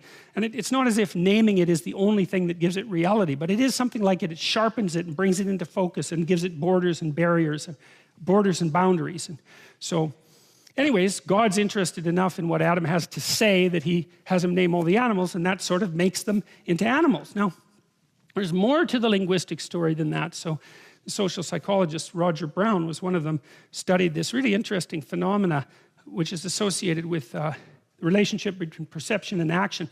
You know how a kid will call a particular animal a cat? Well, the word cat is very short, like the word dog. And it turns out that, you know, you could think that we could perceive cats as multicellular organisms, like we could see the cells, we could see the molecules, we could see the atoms, we could see the ecosystem that the cat is part of, but we don't, or maybe the broader mammalian classification that it's part of. We could perceive that as the unit of perception, but we don't. We perceive things at the level of cat, and you can tell the perceptual level that people naturally perceive at, which doesn't seem to be socioculturally determined to any great degree, by the way, because the words are often short and easily remembered and early learned. And so there's this level of analysis. Out of all the possible levels of analysis that the world does exist at, we perceive it at a certain level of analysis, and that level of analysis seems to have something to do with the world's functional utility for us at that level. And the perception at that level and the naming at that level gives things a reality at that level. You know, because the thing about things is that they're not easily separable from other things. They tangle together in all sorts of strange ways. And yet when we cast our eye and use our language to orient ourselves in the world, we cut things up into discrete, discriminable objects that we can then utilize. And there's something about that that makes them real in a way that their interconnected potential, the interconnected potential that they were before that it's not real in the same way, at least. I think it's even less real. I think that's a right way of thinking about it, even though it's not completely unreal. But it's an echo. Adam's a little God at that point, a little God the Father, and God's already done the groundwork, but Adam has to come along and say, well, that's a cat. It's like, poof, whatever that is now a cat, and that's a dog, and that's a sheep. And you know, it gives them something like pragmatic form. But for Adam, there was not found a helpmeet for him. And the Lord God caused a deep sleep to fall upon Adam, and he slept, and he and God took one of his ribs and closed up the flesh instead thereof. And the rib which the Lord God had taken from man made he a woman and brought her unto the man. And Adam said, this is now bone of my bones and flesh of my flesh. She shall be called woman because she was taken out of man. Therefore shall a man leave his father and his mother and shall cleave unto his wife, and they shall be one flesh. That's a walloping statement to put in there at the end of those 3 sentences. I mean, the therefore comes as somewhat of a surprise, but there's an injunction there. Well, it's a good injunction, man. I'll tell you, people who don't do that, they have a hell of a time in their marriage. And so this is a good thing to know if you are married or if you're planning to get married. Is like, you know, we have very strong orientation towards our parents, and for good reason. It's like the injunction here is that's secondary as soon as you're married. And failure to do that makes your marriage collapse. And then you deserve it to collapse too, as far as I'm concerned, because it's a reflection of your pathological immaturity and your unwillingness to extract yourself from the, you know, Talon-like grip of parents who are a little bit too much on the interfering side. But the injunction, there's a deep injunction here. It's very complicated. So one of the ideas is that the original Adam wasn't a man, like a separate man. It was more like a hermaphroditic being. And in that hermaphroditic being, there was a kind of undifferentiated perfection. And then that was split into male and female. And then that part of the goal of human beings is to reunite that as the singular unity that reestablishes the initial perfection. And that's actually the goal of marriage from a spiritual perspective. And you could read about that if you read Jung, because he wrote quite a bit about that. It's lovely. It's such a good idea. So I had these friends that went to Sweden to get married. They were from northern Alberta, but his heritage, their heritages were Swedish. And in this ceremony, they did this cool thing as they were being married, and they had to hold a candle up between them, right, while they were being married. And you think, well, okay, what's the candle? Well, it's a source of light. It's a source of illumination, right? It's a source of enlightenment. It's the candle that you put on Christmas trees in Europe. So it's the light that emerges in the darkness in the depth of winter. It's a symbol of life in darkness. It's the reemergence of the sun at the darkest, coldest time of the year, which is also associated symbolically with the birth of Christ for all sorts of complicated reasons. And so the candle's all that. And then the next question is, why do you hold it above you? And the answer is because what's above you is what you're below to. So it simplifies something transcendent. And so why do you both hold on to it? Well, because you're both supposed to hold on to the light, right? And you're supposed to be subordinate to the light. And so you ask, well, who's in charge in a marriage? Well, the light. That's the idea. So you come together as one thing. You're no longer two things. It isn't what's good for you, and it's not what's good for your wife. It's what's good for the marriage. And the marriage is about the combined being, which is the reassembly of the original hermaphroditic being at the beginning of time. That's the idea. And that's all packed into like these 4 sentences. And you know, there's been, well, all of these sentences have tremendous history of interpretation associated with them, right? It's just endless and endless and endless, and that's one of the lines. And so it's also an antidote to the idea that women taken out of men, which is obviously the reverse of the biological process, by the way, makes women in some sense subordinate to men. That is not built into this text. I don't see that at all is built into the text. And there's something else that's associated with it too, and there's an idea that you know, in Sleeping Beauty, you know, Sleeping Beauty goes to sleep. And the reason she goes to sleep is because you have to remember what happens is she has parents who are quite old. And so they're pretty desperate to have a child, like so many people are now. And they only have one child, like so many people do now. And they don't want anything to happen to this child. Because like, hey, it's a miracle. And there's only one of them. And she's the princess. And so it's like, we're not letting anything around her. So they have a big christening party, right? And they invite everybody. But they don't invite Maleficent. And Maleficent is the terrible mother. She's nature. She's like the thing that goes bump in the night. She's the devil herself, so to speak. She's everything that you don't want your child to encounter. So the king and queen saying, well, we just won't invite her to the christening. It's like, well, good luck with that. That's an Oedipal story, right? The Oedipal mother is the mother who devours her child by refusing, by overprotecting him or her, so that instead of being strengthened by an encounter with the terrible world, they're weakened by too much protection, and then when they're let out into the world, they cannot live. And that's the story of Sleeping Beauty, and that's what the king and queen do. And they apologize to the to Maleficent when she first shows up and say, well, you know, they have a bunch of half-witted excuses why they don't invite her. We forgot. It's like, I don't think so. You know, you don't forget something like that. And she kind of makes that point. It's right, the whole horror of life. You don't forget about that when you have a child, that's for sure. You might wish that it would stay at bay, but you do not forget about it. The question is, do you invite it to the party? And the answer is, it bloody well depends how unconscious you want your child to be. And if you want your child to be unconscious, well, then you have the added advantage that maybe they won't leave home, and so you can take advantage of them for the rest of your sad life instead of going off to find something to do for yourself. Well, and then of course you can take revenge on them if they do have any what would you call impetus towards courage that you sacrificed yourself 30 years ago and want to stamp out as soon as you see it develop in your child. That's another thing that would be quite pleasant. And so that's what happens in Sleeping Beauty. Yeah, well, none of this is pleasant, and nothing that happens in that story is pleasant. So Sleeping Beauty, she's naive as hell. They put her out in the forest and have her raised by these three like goody two-shoes fairies that are also completely devoid of any real potency and power, right? There's nothing maleficent about them. And then the first idiot prince that wanders by, she falls in love with so badly that she has post-traumatic stress disorder when he rides off on his horse, right? That's what happens. And then she goes into the castle and she's all freaked out because she met the love of her life for like 5 minutes, for God's sake. And you know, that's when the spinning wheel, that's the wheel of fate, pops up and she pricks her finger, right?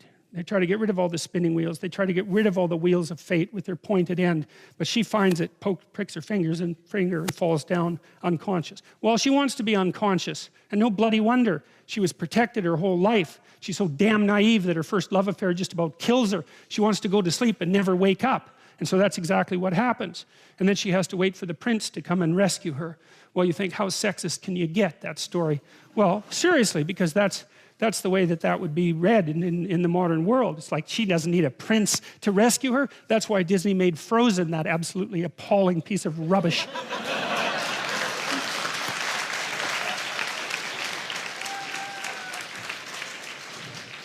So, you know, you can say, well, the princess doesn't need a prince to rescue her, but you know, that's a boneheaded way of looking at the story, because the prince isn't just a man who's coming to rescue the woman. And believe me, he's got his own problems, right? He's got a whole goddamn dragon he has to contend with. But the prince also represents the woman's own consciousness. The consciousness is presented very frequently in stories as symbolically masculine, as it is with the logos idea. And the idea is that without that forward-going, courageous consciousness, a woman herself will drift into unconsciousness and terror. And so you can read it as, well, the woman who's sleeping needs a man to wake her up. And of course, just like a man needs a woman to wake him up, it's the same damn thing. That's the dragon fight in Sleeping Beauty. But it's also the case that if she's only unconscious, all she can do is lay there and sleep, like the sleep of the naive and damned. She has to wake herself up and bring her own consciousness, her own masculine consciousness into the forefront so that she can survive in the world. And of course, women are trying to do that like mad, but that's partly what's represented in a story like that.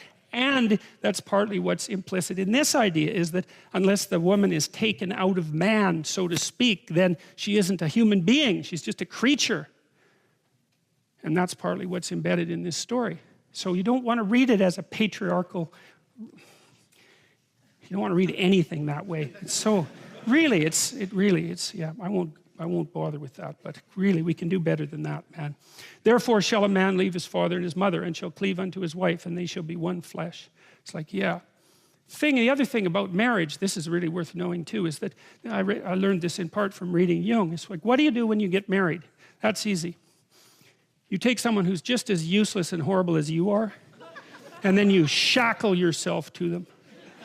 And then you say, we're not running away, no matter what happens. Yeah, well, that's perfect, because then you don't get to run away. And the thing is like, if you can run away, you can't tell each other the truth. Because if you tell someone the truth about you and they don't run away, they weren't listening. And so if you don't have someone around that can't run away, then you can't tell them the truth. And so that's part of the purpose of the marriage. It's like, okay, I'll bet on you, you bet on me. It's a losing bet, we both know that. But given our current circumstances, we're unlikely to find anyone better. That's for sure. You know, There's two things that come off of that. One is, you know, people are waiting around to find Mr. or Mrs. Right. It's like, here's something to think about, man, to put yourself on your feet right. If you went to a party and you found Mr. Right, and he looked at you and didn't run away screaming, that would indicate that he wasn't Mr. Right at all, right? It's like the old Nietzschean joke. If someone loves you, that should immediately disenchant you with them. Right. Or it's the Woody Allen joke. I never belonged to a club that would take me as a member. So that's a very interesting thing to think about. And so you're going to shackle yourself to someone who's just as imperfect as you are. And then the issue is you might be in a situation where you can actually negotiate, because you might think, well, there's some things about you that aren't going so right, and there's some things about me that aren't going so right, and we're bloody well stuck with the consequences for the next 50 years. So we can either straighten this out, or we can suffer through it for the next 5 decades. And you know, people are of the sort that without that degree of seriousness, those problems will not be solved. You'll leave things unnamed because there's always an out. It's like, and it's the same thing when you're living together with someone. You know that people who live together before they're married are more likely to get divorced, not less likely. And the reason for that is, what exactly are you saying to one another when you live with each other? Just think about it. Well, for now, you're better than anything else I can trick. But I'd like to reserve the right to trade you in.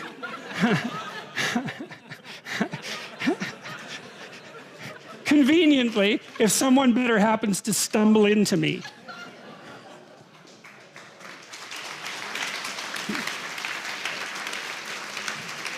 Well, how could someone not be insulted to their core by an offer like that? Now, they're willing to play along with it because they're going to do the same thing with you.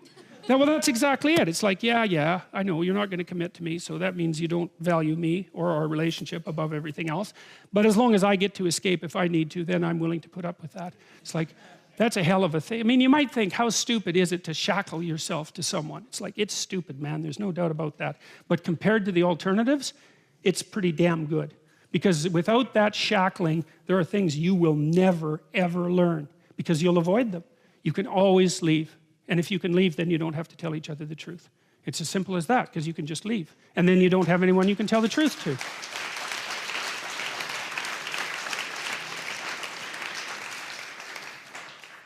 So there's some representations of the idea of the original. It's not, this isn't all Adam. This is an old Chinese symbol. I think it's Faxianua, although I think I have the pronunciation wrong, but it's really cool. See the snakes down here?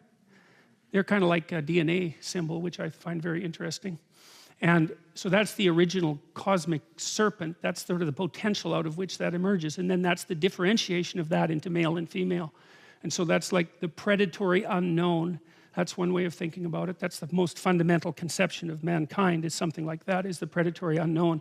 And then the bifurcation of that into the two fundamental cognitive elements of human perception, masculine and female. And you see the same thing here. This is Chinese. This is Egyptian, also extraordinarily old. It's the great serpent that underlies everything,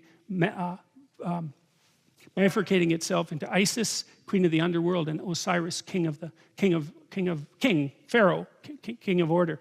You see the same thing in an old alchemical symbol. I love this one. It looks quite a lot like the little thing that Harry Potter chases around, eh?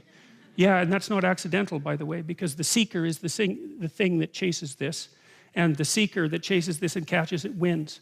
And that's a really old idea, and how the hell J.K. Rowling knew that, I cannot figure out, because that is a very, very archaic symbol, arcane symbol. On Google, it's called the round chaos.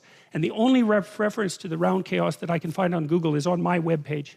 And so I have no idea how Rowling came up with that. I mean, I know she looked at a lot of old texts, but the idea that if you play the metagame and you catch this, you win all the games is exactly right. And that's the motif for, what's the name of that? Quidditch. Yeah. So there's the potential. That's like the potential out of which God made the world at the beginning of time. And what emerges out of that is some kind of, that's the dragon, you know, in the dragon fight. That's partly the serpent that's in the Garden of Eden. And then that's the manifestation of masculine and feminine out of that. Potential, predatory, unknown, masculine and feminine. It's like a single representation of the evolutionary history of human cognitive consciousness. So cool. And that's also an image of the ideal. It's the union of sun and moon, and it's this hyper creature, hermaphroditic, that's also the Adam and Eve that existed at the beginning of time before the fall. And it's the purpose of marriage. All of that as a sacrament, all of that in these images, it's just absolutely unbelievable what images can pack into them. And there's some more classical representations of Eve being extracted from Adam. And this is a cool line. And they were both naked, the man and his wife, and were not ashamed. Well, see, someone who wrote that would only write that like that if they were surprised that they weren't ashamed, because why would you point it out otherwise? And so there's this intimation that of two things. Number one is there was a point in time when human beings were naked and they weren't ashamed of it, and there is a point of time, which is now, where they're naked and they are ashamed of it. And then the question is, well, what's the association with nakedness and shame? And that's also often given a sexual connotation in classic interpretations of the Adam and Eve story, because of its association with nudity, I presume. But I think it's a lot more complicated than that. So you think, I noticed my daughter, she probably won't be very happy that I'm revealing this in this lecture, but my daughter was never really concerned about nudity when she was a little kid. It was all the same to her one way or another. But my son, by the time he was 3, man, that kid was private. His bedroom door was shut, the bathroom door was shut. It was like, get the hell out of here. And that seemed to just happen of its own accord. And, you know, we had 2 children, and one was like that and the other one wasn't. I didn't think we had much to do with it at all, but it was really fascinating to watch that emerge in him. And, you know, that sense of self-consciousness does seem to emerge in children somewhere around the age of 3. And, you know, that's generally also when we start thinking that maybe having your baby wander around naked on a beach isn't exactly the best idea. There's something like that. The nudity in children is generally okay under some circumstances in public display. We seem to think of that as merely, it's acceptable. Why? I don't know. Why it stops being acceptable, well, that has something to do with sexuality, obviously, but it's a very complicated phenomena. But, you know, the whole nudity thing is a very complicated thing. I mean, first of all, people are kind of strange because we're hairless, roughly, you know, compared to most animals. And we don't know why that is. Some people think it's because we lost our hair when we were wandering around in the desert, running around in Africa, because we're really, really good runners. We can run down animals, say. Like a human being in good shape can run a horse to death in a week. We can really run, man. And a lot of our ancestors, the Kalahari Bushmen, still do this. They just run an animal for till it dies. And the bushman doesn't die. I mean, they also sometimes shoot them with poison arrows, but they can just run them till they die. So we have tremendous endurance, and you have to be able to get rid of a lot of heat if you're going to run around in the desert, so we don't have much hair. That's one explanation. And Buckminster Fuller had an interesting explanation, which was he thinks that at some point during our evolution, we spend a lot of time near the water, and so we're like fish apes, something like that. Well, you know, we like to be on the beach, and there's lots of food there, and we like to swim, and we're really good at swimming for terrestrial creatures. And we cry salt tears like some sea-going creatures do, and women have a layer of subcutaneous fat like some sea-going creatures do. And we have kind of, our feet, which are very odd things, are kind of good for flapping in the water, although we can also walk with them. And so he thought that maybe that adaptation was to a water existence, like seals and so forth. Like we kind of went back to the ocean, but not quite. And so, but anyways, the evolution of that, hairlessness is an interesting thing, but it certainly does make us exposed to the world in a way that animals that have a covering of fur aren't. And then we're upright, which is very strange because most animals aren't. They're on all fours, and so their very vulnerable parts are protected and not exposed to view. And then, of course, when you're standing up nude, let's call it your psychophysiological quality is on painful display, right? And people complain about that all the time. You know, if you look at the feminist tack, for example, on beauty, the idea that women have eating disorders is directly attributed to the presence of too many beautiful women on the cover of magazines, something like that. Even though women buy those magazines and they're attracted to them and their mood goes up when they purchase them. And if the stimulus was negative, the women would avoid the magazines and not buy them. So as a theory, it's a very, very bad one. But it's still the case that, you know, standards of beauty shame people, and that's for sure, and everyone, because if you're not ugly now, man, you're going to be at some point in your life. So that's kind of a rough thing to contend with, right? It's a rough thing to know that there's an ideal that you could be, and maybe even once were, that you're not going to be for long, or never were. And it's really an appalling issue, because I think it's harder on women, because women are judged by men more for their youth and fertility. That's how it turns out from the evolutionary point of view. Men are judged more on their socioeconomic status by women. It's harsh both ways. But so anyways, it's, you know, it's a terrible thing to carry the knowledge with you that you're exposed to the most serious possible evaluation of the quality of your being that you can possibly be exposed to all the time, and that's further amplified if you're without clothing. And so part of clothing is protection, but a tremendous amount of it is merely stopping other people from evaluating you too harshly all the time. It just gets in the way. So anyways, this story makes the case that at some point we weren't like that. Well, animals aren't like that, so it seems perfectly plausible that at some point we weren't like that, but at some point that changed. And they were both naked, the man and his wife, and were not ashamed. Now the serpent was more subtle than any beast of the field which the Lord God had made. And he said unto the woman, Yea, hath God said, Ye shall not eat of every tree of the garden. I like this. This is, I can't remember who did the etching now. Who is it?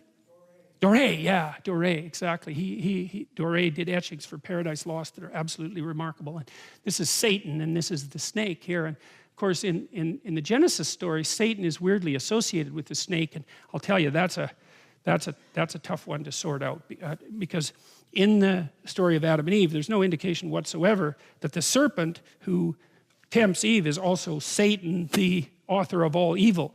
And how in the world those two stories got tangled together, well, I think I figured that out, and I'm going to tell you that tonight, but it took a very long time to figure it out. And it's so bloody brilliant. I just can't believe that people figured it out. It's so unbelievably, spectacularly brilliant. And that's an intimation of that idea, right? That there's a kinship between these two things. So anyways, the serpent's more subtle than any beast of the field. Subtle's an interesting word. This is from the Oxford English Dictionary. So, because we'll amplify the word a bit, this is what you do in Jungian dream interpretation, for example, is to kind of look at the connotations of the concepts that are associated with the dream. Subtle, of a person or animal, an action, behavior, crafty, cunning, sly, treacherous. So it's something that sort of sneaks along, right? It's not something that you really pick up on that easily. Of a look or glance, sly, furtive, surreptitious. Of a person, skillful, expert, clever. Of a work of art, mechanical device, cleverly made or designed, ingenious. Well, I think that's all fairly, all those terms so far are fairly well attributed to snakes. I mean, they are very cool things, and they are very well designed, and they're quite remarkable, and they're also very subtle. On the nature of or involving careful discrimination of fine points, difficult to understand and abstruse. Of a person, the mind, or intellectual activity, characterized by wisdom or perceptiveness, discriminating, discerning, and shrewd. That's interesting, because Milton's Satan is also the intellect. And you know, you see that very often. You know, it's so often the bad guy's an evil scientist, right? And there's something about, and you see the same thing in The Lion King with Scar. I mean, Scar's an intellect, an arrogant, deceitful intellect. There's nothing stupid about Scar. He's not wise, but he's the evil voice that's always whispering in the king's ear. And that's associated with the pride of the intellect. And the Catholics had warned humanity about the pride of the intellect for centuries. That's partly what produced somewhat of the schism between Catholicism and science, although that's much overstated if you look at the historical record. The idea was that the intellect has its own particular, it's a remarkable faculty. Let's say it's the highest angel in God's heavenly kingdom. That's the way that Milton portrayed it. But it's also the thing that can go most terribly wrong, because the intellect can become arrogant about its own existence and accomplishments, and it can fall in love with its own products. And that's what happens when you're ideologically possessed, because you end up with a dogma, like say a human constructed dogma in Solzhenitsyn's words, that possesses you completely, of which you believe is 100% right? So it eradicates the necessity for anything transcendent. And so that's the subtle element of the intellect that's associated symbolically with the snake in the Garden of Paradise. of a feeling, sense, sensation, acute and keen, involving distinctions that are fine or delicate, especially to such an extent as to be difficult to discern or analyze, also almost imperceptible and elusive, having little thickness or breadth, thin, fine, subtle matter, now historical, rarefied matter, barely there at all. And the woman said unto the serpent, we may eat of the fruit of the trees of the garden, but of the fruit of the tree which is in the midst of the garden, God has said, ye shall not eat of it, neither shall you touch it, lest you die. And the serpent said to the woman, ye shall not surely die. For God doth know in the day that you eat thereof, then your eyes shall be opened, and you shall be as gods, knowing good and evil. Sneaky, subtle. It's a nice story, eh? The first thing is, the instant implication is, well, you can't trust God. So that's pretty sneaky. And the next is, well, he's trying to pull a fast one on you. And the next one is, well, he's trying to do that because he's jealous and he doesn't want you to know things that he knows because that wouldn't be so good. And he's lying to you anyways because you're not going to die. And if you eat it, contrary to what you've been informed, then all that's going to happen is your eyes will be open and you'll be like gods, knowing good and evil. Well, that sounds pretty damn good. So, you know, and I mean, Eve, what does she know? You know, it's no wonder she's susceptible to such blandishments. And it's quite interesting too, because Adam and Eve, God tells Adam and Eve not to eat the damn fruit, but they never promise not to, right? So they haven't promised, they've just been told to. And well, should they be obedient? Well, how obedient do you want your children to be? You want them to be obedient enough so they don't get hurt, but disobedient enough so that they go out in the world and do something courageous and they break some rules and they learn some things. And so, you know, it's a very paradoxical story. Anyways, the serpent wins this round, man. And so Eve pays attention to the snake. So again, we have the same set of images, right? We have Adam and we have Eve. We have this tree and we have this strange serpent. That's a dragon-like form. They're a sphinx-like form that's associated with the tree. The snake's eternally associated with the tree. Well, the snake was eternally associated with the tree. We spent, God only knows how many tens of millions of years as tree-dwelling primates. And the primary, or one of our primary predators, we had 3 primary predators: snakes, birds, cats. And so the snake has been associated with the tree for a very, very long time. And the lesson the snake tells people is, you bloody well better wake up, or something you don't like will get you. And who's going to be most susceptible to paying attention to the snake? And that's going to be Eve. And the reason for that is Eve has offspring. And there's nothing tastier to a snake than a child. And so Eve had every reason to be self-conscious and neurotic. And women are more self-conscious and neurotic than men by quite a substantial amount. And that's true cross-culturally. And it emerges at puberty. And part of the reason is, as far as we can tell, is that women are more sexually vulnerable. They're also smaller. So that's a problem if you're engaged in any physical alteration. But most importantly, I think, is that why would you ever assume that a human female's nervous system is adapted to her or her well-being? Why wouldn't you assume instead that her nervous system is adapted to the female infant dyad? Because if it isn't, then the infants die. And so you might think, well, women are way more susceptible to depression and anxiety than men are. And that's a hell of a burden to bear. And that's also true cross-culturally, by the way. And it also kicks in at puberty. And the biggest differences are in Scandinavia, for those of you who think it's sociocultural, which it isn't. So, but there's reasons for it, you know, and it's also at puberty when men and women start to become sexually dimorphic in terms of size, and men are way more powerful in their upper bodies. It's incomparably more powerful. And so that makes them a lot more dangerous. And the primary human defense mechanism is punching, like with kangaroos. Because there's some other animals that punch. Chimps can punch too, but human beings, it's a punch. And most of the force in that is upper body and shoulder. And so a woman's no match for a man in a fight. And so she has every reason to be nervous, especially when you add to that her additional sexual vulnerability and the fact that she has to take care of extraordinarily dependent infants who are extremely fragile for a very long period of time. And so she had and women are more self-conscious than men. The empirical literature on that is clear. It's associated with trait neuroticism because self-consciousness is actually an unpleasant emotion. Who wants to be self-conscious? If I'm self-conscious on the stage talking to you, then all of a sudden I can't even talk to you. All I'm doing is thinking about me and all the things that are wrong with me, and I fall inside myself. It's like self-consciousness, although it's a great gift, let's say, is nothing pleasant. It's associated primarily with anxiety. So Eve had every reason to pay attention to the snake, that's for sure. I think I read this week that among, I can't remember which tribesmen it was, unfortunately, although I did put a footnote in my new book about this. These were jungle-dwelling tribal people. 5% of the adults had been attacked by a python, and a substantial number of children had been killed by them. So snake predation was no joke. It shaped our evolutionary past, and still is no joke in many places. And so we're attuned to snakes. And the thing is, as Lynn Isabel pointed out, an anthropologist, we are really good at detecting the camouflage patterns of snakes, especially in the lower half of our visual field. And there's evidence that part of the reason that human beings have such acute vision, which means that our eyes opened, let's say, is because we co-evolved with snakes and we learned how to see them. And then the price we paid for seeing was that our brain grew, because you need a lot of brain to be able to see. And the consequence of our brain growing is one day we woke up and discovered the future. And the future is where all the snakes might live instead of where they live right now. So there's that. The same thing, and the same, so interesting, again, these images, you see, in this one, you have the specter of death in the tree with the snake and the fruit. Now, fruit is interesting too. I already made the case that there's a tight linkage between what you eat and information, right? A conceptual link as well as a practical link. But it's also the case that we can see colors. And the question is, why? And the answer is because we evolved to see ripe fruit. So in the story of Adam and Eve, human beings are given vision by the snake and the fruit. And that turns out to be correct.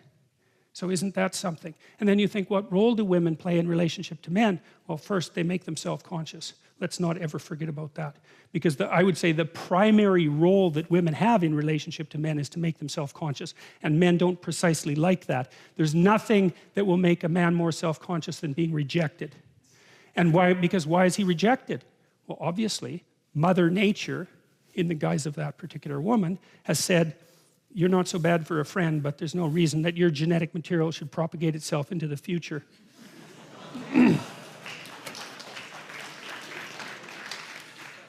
Right, well, and it's not like men are exactly happy about being made self-conscious by women, right? It's a major source of continual tension between men and women, and it's no wonder, but it's also the case, and this is something really cool and interesting to know, you know, we diverged,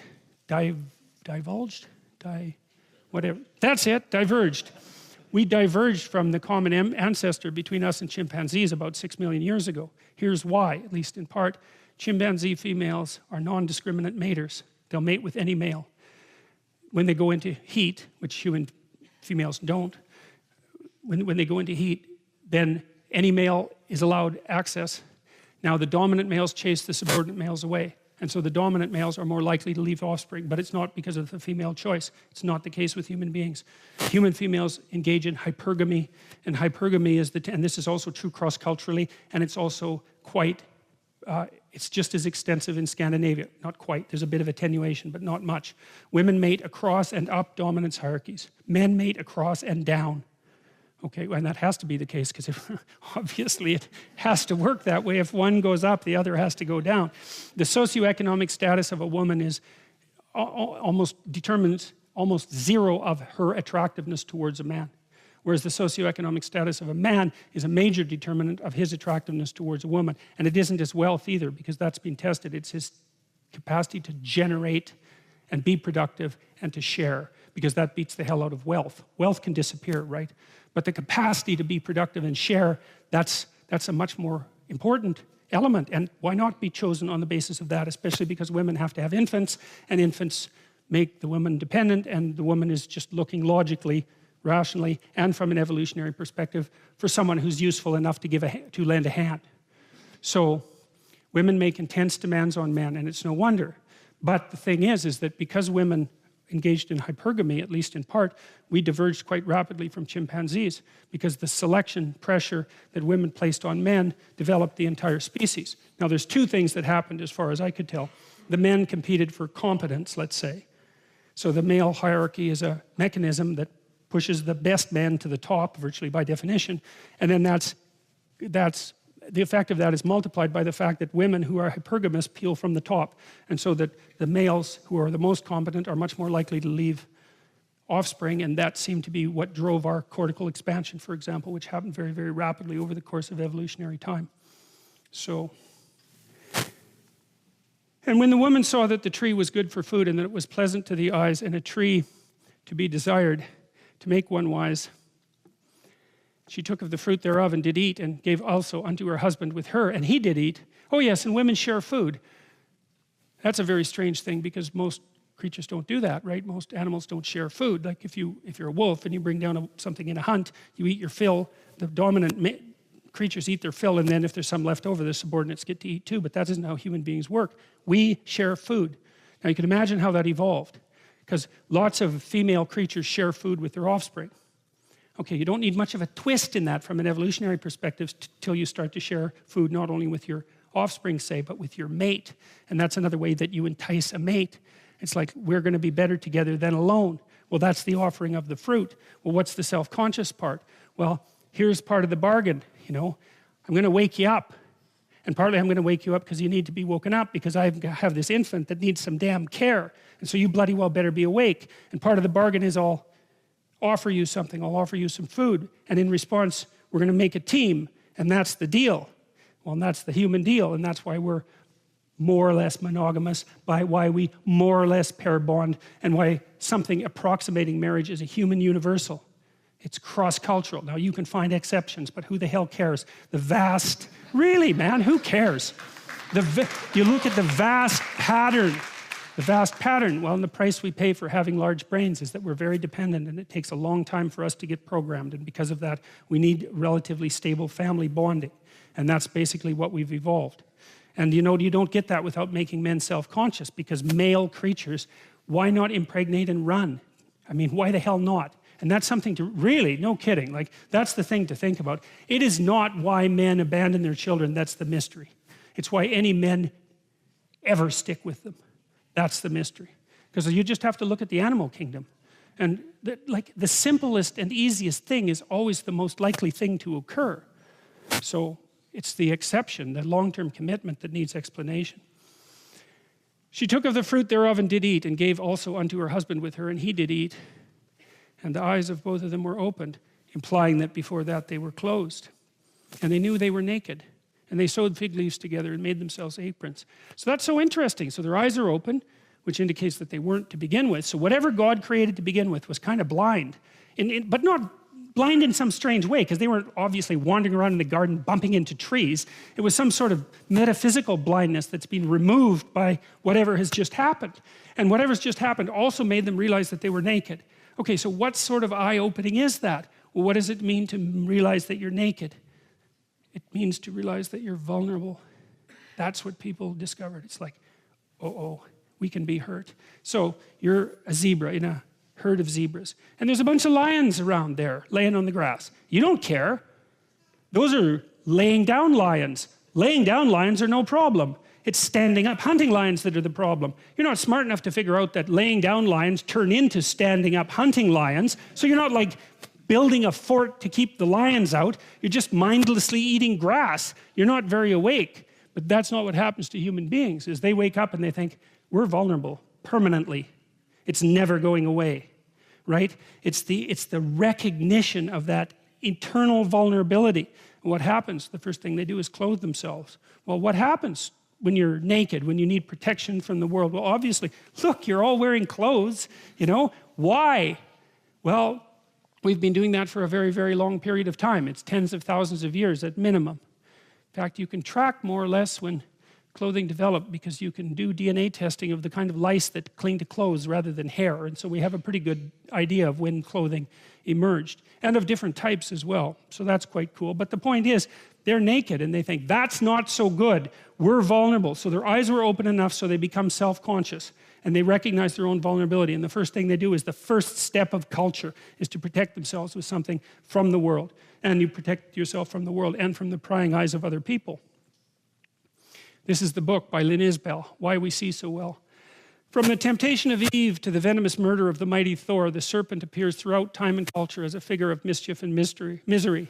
The worldwide prominence of snakes in religion, myth, and folklore underscores our deep connection to the serpent. But why, when so few of us have first-hand experience The surprising answer this book suggests lies in the singular effect of snakes on primate evolution.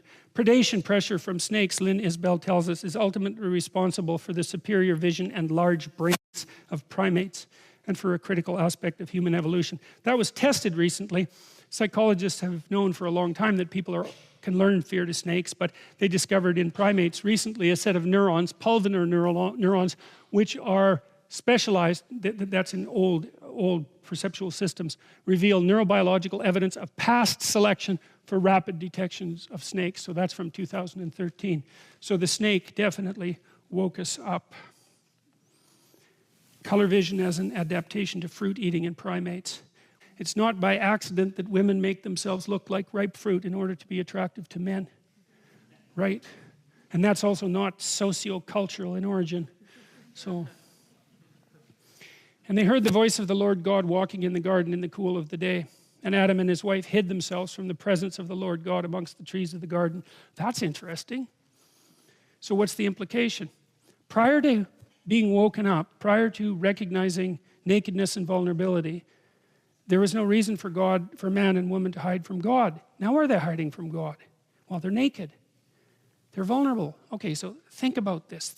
It's like, imagine that you have the capacity to live truthfully and courageously and forthrightly. Just imagine that. And then imagine why you might not do that. And then imagine, well, how about fear and shame? How would that work? Well, let's say that the idea of living forthrightly and truthfully and courageously is analogous, given what we already know about these stories, to walking with God in the garden. Well, what stops people from doing that? What stops people from hiding? Well, it's a recognition of their own inadequacy. They look at themselves and they think, how in the world is a creature such as I supposed to live properly in this world with everything that's wrong with me? And so what do you hide from? Well, you go home, you sit on your bed for 5 minutes and ask yourself, what have you hidden from in your life? Man, you'll have books of knowledge reveal themselves to you in your imagination, right? You say, well, why are you hiding? Well, it's no bloody wonder you're hiding. It's no wonder that people hide. That's the thing that's so terrifying about this story. We woke up and we thought, oh my God, look at this place. Like, this is seriously, there's some serious trouble here, and we're in some serious trouble, and we're not what we could be. And so we hide. And that's what the story says. People woke up, they became self-conscious, they recognized their own vulnerability, and that made them hide from manifesting their divine destiny. It's like, yeah, that's exactly right. And the Lord God, I love this part of the story, and that's so funny. And the Lord God called, and we could use a little humor at this point. And the Lord God called unto Adam and said unto him, where art thou?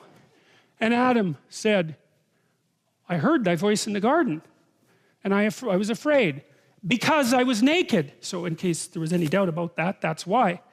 And I hid myself.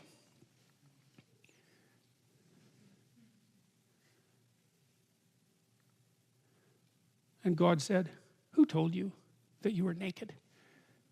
Did you eat of the tree whereof I commanded you that you should not eat? And this is where Adam shows himself in all his post-fall heroic glory. And the man said, the woman.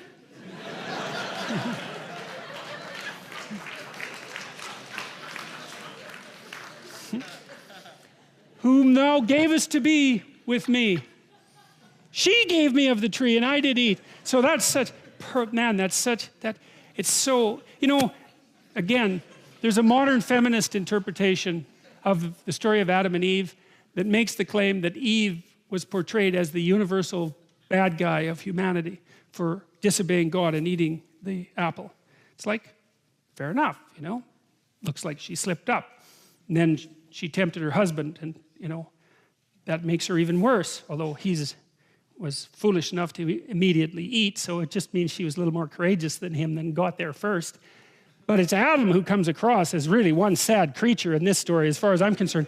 Look at what he manages in one sentence. It's like, first of all, it wasn't him, it was the woman. And second, he even blames God.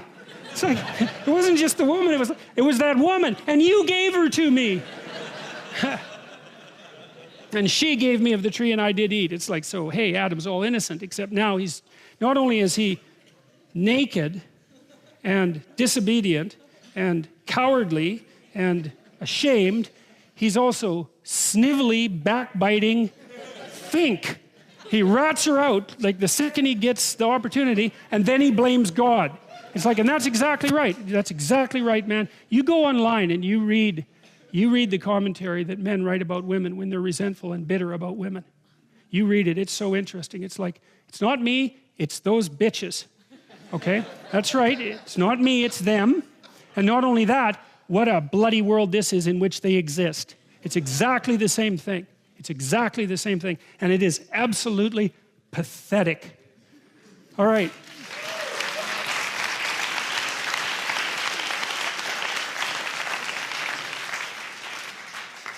And the Lord God said unto the woman, what is this that thou hast done? And the woman said, the serpent beguiled me and I did eat. Well, at least she has a bloody excuse. First of all, it's a snake. I mean, those things are, as we already found out, they're subtle. And second, it turns out that the damn snake is Satan himself, you know, and he's rather treacherous. So the fact that she got tangled up in his mess, let's say, is, well, problematic. But it's a hell of a lot better excuse than Adam has.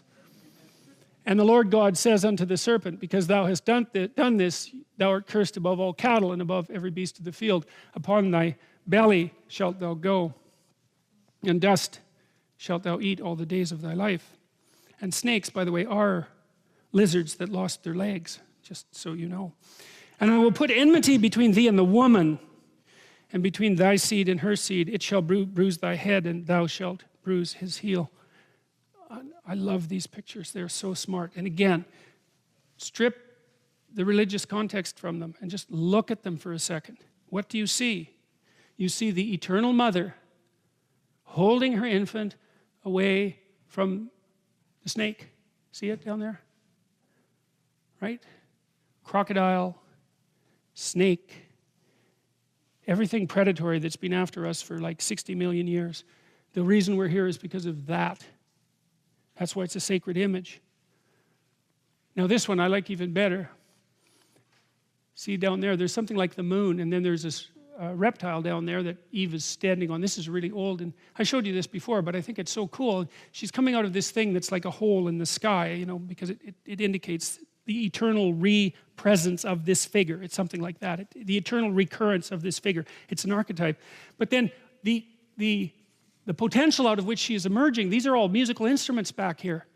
And so what the artist is representing is the great patterned complexity of being and the emergence of the protective mother from that background, protecting the infant eternally against predation. It's like, how can that not be a holy image? If it isn't a holy image, if you don't think it's a holy image, then there isn't something wrong with the image.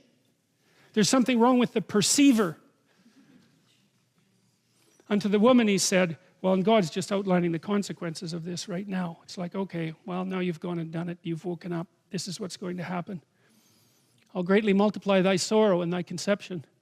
In sorrow thou shalt bring forth children. And thy desire shall be to thy husband, and he shall rule over thee. It doesn't say he should. It says he will. And why in sorrow shalt thou bring forth children?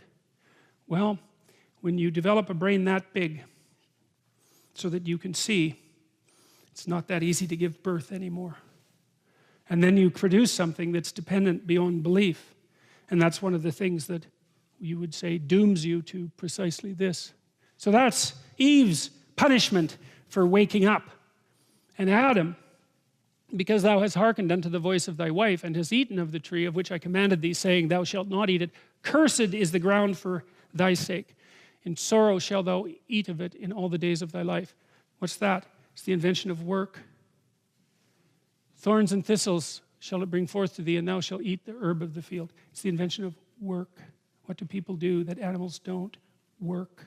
What does work mean? It means you sacrifice the present for the future. And why do you do that? Because you know you're vulnerable and because you're awake.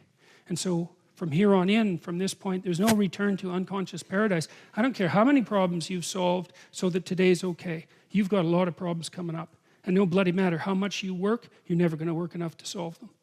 And so all you're going to do from here on in is be terrified of the future. And that's the price of waking up. And that's the end of paradise. And that's the beginning of history. And that's how that story goes. In the sweat of thy face shalt thou eat bread till thou return unto the ground, for out of it wast thou taken. For dust thou art, and unto dust thou shalt return. And Adam called his wife's name Eve, because she was the mother of all living. Unto Adam also and unto his wife did the Lord God make coats of skin and clothe them. That's William Blake, by the way. And the Lord God said, behold, the man is become as one of us, to know good and evil. And now lest he put forth his hand and take also of the tree of life and eat and live forever. I'll go over this again next week. Therefore the Lord God sent him from the forth from the Garden of Eden to till the ground from whence he was taken. So he drove out the man, and he placed at the east of the Garden of Eden cherubims and a flaming sword which turned every way to keep the way of the tree of life.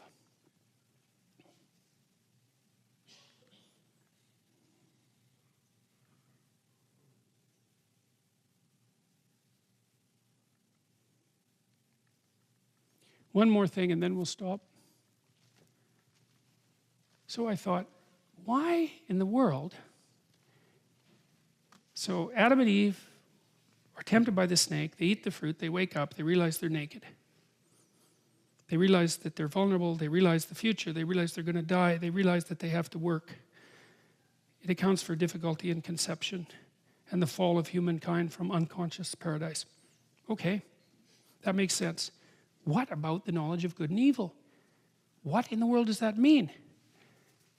The Mesopotamians believed that human beings were made out of the blood of Kingu, who was the worst monster that Tiamat, who was the goddess of chaos, could imagine and then produce. So their idea was that whatever it was about humanity, there was something deeply, deeply, deeply, demonically flawed. So that's their conception. And it's out of that same milieu that these stories emerge. So what does opening your eyes and realizing your vulnerability have to do with the knowledge of good and evil? And really, I thought about that. I really thought about that. I got to tell you, I thought about that for like 20 years because I knew there was something there that I could not put together. And at the same time, I was reading things. I'm going to tell you something truly awful. And so if you need a trigger warning, you're getting one. And believe me, I do not give trigger warnings lightly. So I'm going to tell you something you will never forget. So this is what Unit 731 used to do in China. It's a Japanese unit during the Second World War, right? As far as I can tell, they did the most horrific things that were done to anyone during World War II. And that's really something. So this is what they did. They took their prisoners and they would put them in a position so that their arms would freeze solid. And then they would take them outside and pour hot water over their arms. And then they would repeat that till the flesh came off the bones. And they were doing that to investigate the treatment of frostbite for soldiers. Now you can look up Unit 731 if you want to have nightmares. So that's Unit 731. That's human beings. Someone thought that up, and then people did it. Well, that's knowledge of good and evil. Here's the key, man. You know you're vulnerable. No other animal knows that. You know what hurts you because you're vulnerable. And now that you know what hurts you, you can figure out what hurts someone else. And as soon as you know what hurts someone else and you can use that, you have the knowledge of good and evil. Well, it's a pretty good trick that the snake pulled because it doesn't look like it's exactly the sort of thing that we might have wanted if we would have known what the consequence was. But as soon as a human being is self-conscious and aware of his own nakedness, then he has the capacity for evil. And that's introduced into the world right at that point. And here's the rest of the story. So there's the snake, right? And you're some tree-dwelling primate and the snake eats you, and that sucks. So let's watch out for the damn snakes. And then you think, well, wait a minute. Your brain grows and you think, wait a minute. Well, there's not just a snake. There's where snakes live. Why don't we just get the hell out of the tree and go hunt down the snakes and get rid of them? So those are sort of like potential snakes. And so the snake becomes potential snake, and it's the same circuit that you're using to do this thinking. And then you get rid of the damn snakes. It's like St. Patrick chases them out of Ireland. No more snakes. Everything's paradise. It's like, no. That's not how it works at all. Well, now you've got the human snakes. You're a tribe. You've got tribal enemies. You've got to defend yourself against the human snakes, right? So maybe your empire expands and you get rid of all the human snakes. And then what happens? Well, they start to grow, develop inside. It's like you get rid of all the external enemies and you make a big city, and all of a sudden there's enemies that pop up inside, because the snake isn't just the snake in the garden, and the snake isn't just the possible snake, and the snake isn't just the snake that's your enemy. The snake is your friend, right? Because your friend can betray you. And then it's even worse than that, because you can betray you. And so even if you get rid of all the outside snakes, you've got an inside snake, and God only knows what it's up to. And that's why the bloody Christians associated the snake in the Garden of Eden with Satan. It's unbelievably brilliant. Because you got to think, what's the enemy? Well, it's the snake. Fair enough. But you know, that's good if you're a tree-dwelling primate. But if you're a sophisticated human being, you know, with 6 million years of additional evolution, and you're really trying to solve the problem of what it is that's the great enemy of mankind, well, it's the human propensity for evil, right? As such. Well, that's the figure of Satan. That's what that figure means. Just like there's a logos that's the truth that speaks order out of chaos at the beginning of time, there's an antithetical spirit, the hostile brother. That's Cain to Abel, which we'll talk about next week. That's doing exactly the opposite. That's motivated by absolutely nothing but malevolence and the willingness to destroy. And it has every reason for doing so. And that's what's revealed in the next story, in Cain and Abel, in one paragraph. The first glimmerings of that, outside of the strange insistence by the Christian mystics, let's say, on the identity between the snake in the Garden of Eden and the author of all evil himself.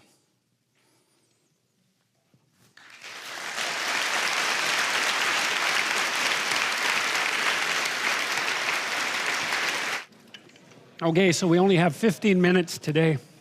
I wanted to finish that, so apologies for going over a little longer. All right. Sure. Hi, Dr. Peterson. Over the last couple of weeks and further back, you talk a lot about consciousness and the importance of it. And I was hoping to get your opinion on an issue of consciousness that has often seen Christianity, among other groups, and politics kind of clash. So I'm hoping to get your views on the consciousness or lack thereof of a human fetus, and how that's impacted your views on abortion, whatever they are, and any legislation surrounding that. Oh.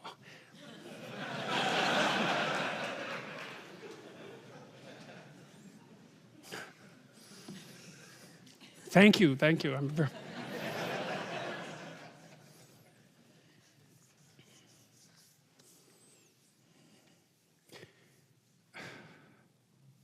Okay, so the first question is, do I have an answer for that that's a good enough answer to actually reveal?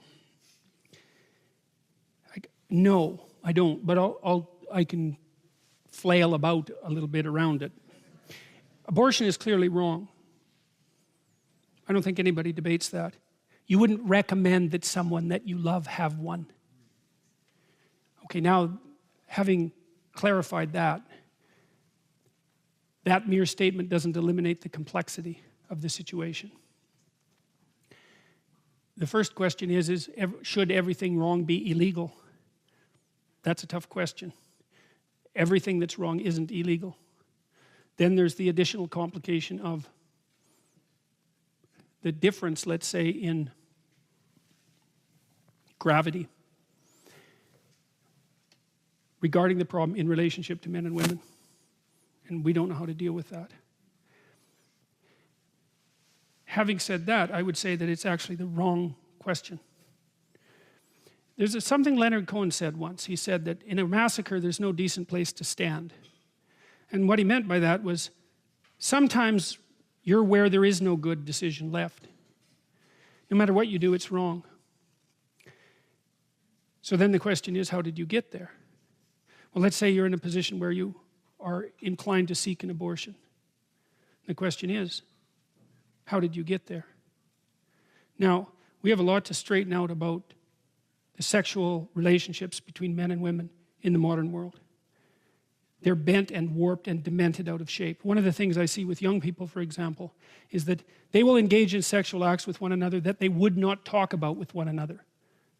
I mean, couples will do that for that matter, like married couples will do that, but they're married, that's a different story. It seems to me that if you are willing to engage in a sexual act with someone with whom you would not discuss that act, you probably put the cart before the horse. So the discussion regarding the legality of abortion is nested inside a larger discussion about the morality of abortion, and that's nested inside a larger discussion about the proper place of sexuality in human behavior. And to me, that's the level at which the problem needs to be addressed. Now, I don't have the answer to that, you know, because the old answer was get married. That's a good answer. And it's an answer that people should still listen to. But we'll put that aside momentarily. I had a client at one point who was, I don't know, she was probably, I'm going to disguise her in a variety of different ways. She was 27, 20, thereabouts, had come from a relatively conservative background, quite a timid, fearful person, and also not very well, not sophisticated in relationships. And she'd never had sex. Well, there's a bunch of things she'd never done. Well, the answer from me to her wasn't continue to be timid about everything, because that wasn't working out for her. She needed to go have some adventures. Now, sexual adventures, like other adventures, are dangerous. And so you have to be very careful when you encourage people to go out and have adventures. But too much timidity and caution also constitutes a pathway to perdition, let's say. You can't just say to people in the modern world, well, no sex till you're married, unless you're going to get married when you're very young, and perhaps you should. I don't know about that. But I don't think that we're mature enough as a culture to have a serious discussion about sexual propriety, especially in the aftermath of the birth control pill. And we seriously need to do that, and we haven't. And so I think the eternal debate about abortion, horrible as it is it's the surface manifestation of a much deeper problem. Now, I talked a little bit today about the utility of marriage, like the spiritual utility of marriage. And that's something that I think we're so immaturely cynical as a culture. Like we're not wise enough to look at an institution like marriage and to really think about what it means and what it signifies. It signifies a place that people can tie the ropes of their lives together so that they're stronger. It signifies a place where people can tell the truth to one another. It signifies a place where sexuality can properly be integrated into life. That's no easy task. It's a place where children, at least in principle, can be put first and foremost as they should be once they exist. And so there's a much broader discussion that has to happen, I think, before any concentration on the legality of abortion is liable to get anywhere at all. That's what it looks like to me. So that's the best I can do with that question.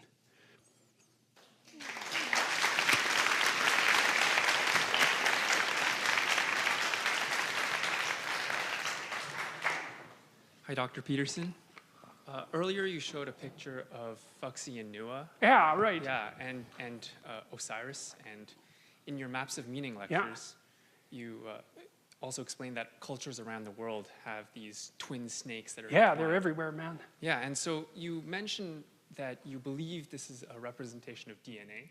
You would bring that up too. Jesus, what is it with you guys tonight? Yeah. No, I wouldn't say I believe that. I have my suspicions that that might be it. Yeah, because believe is too strong a word, but those representations are everywhere. And read this book. This is a good one. Oh man, now I have to remember the book. It's by an anthropologist who went down to the Amazon jungle and experimented intensively with ayahuasca. I think it's called The Cosmic Serpent. I think that's the name of the book. You could read that. There's another one called Breaking Open the Head, which is also pretty damn interesting. And there's something to those books. I mean, The Cosmic Serpent kind of goes off on a bit of a tangent, I would say, although Breaking Open the Head it's better. It seems to stay more constrained and tight, but we don't know the limits of our perception, especially under certain conditions. And I think people have had intimations of DNA as the cosmic serpent forever. So, yeah. But that's way out on the frontiers of my knowledge, right? Like, I'm guessing in a dreamlike way when I'm making statements like that. So, because you did mention that you did believe it, and that there were sort of maybe some dreams and interpretations that might have emerged, but I don't see how we could have perceived DNA as it is. Right. Well, yes, we didn't objectively, but I'm not so sure we didn't subjectively. But I mean, it's very strange that these double helixes exist in so many places, and that they're often utilized as healing symbols with the snake.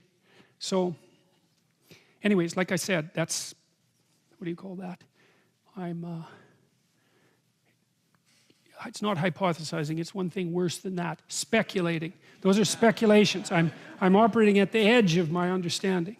But our perceptions are very mutable, and we can see things under some conditions that you wouldn't think that anybody could see. So, okay, yep.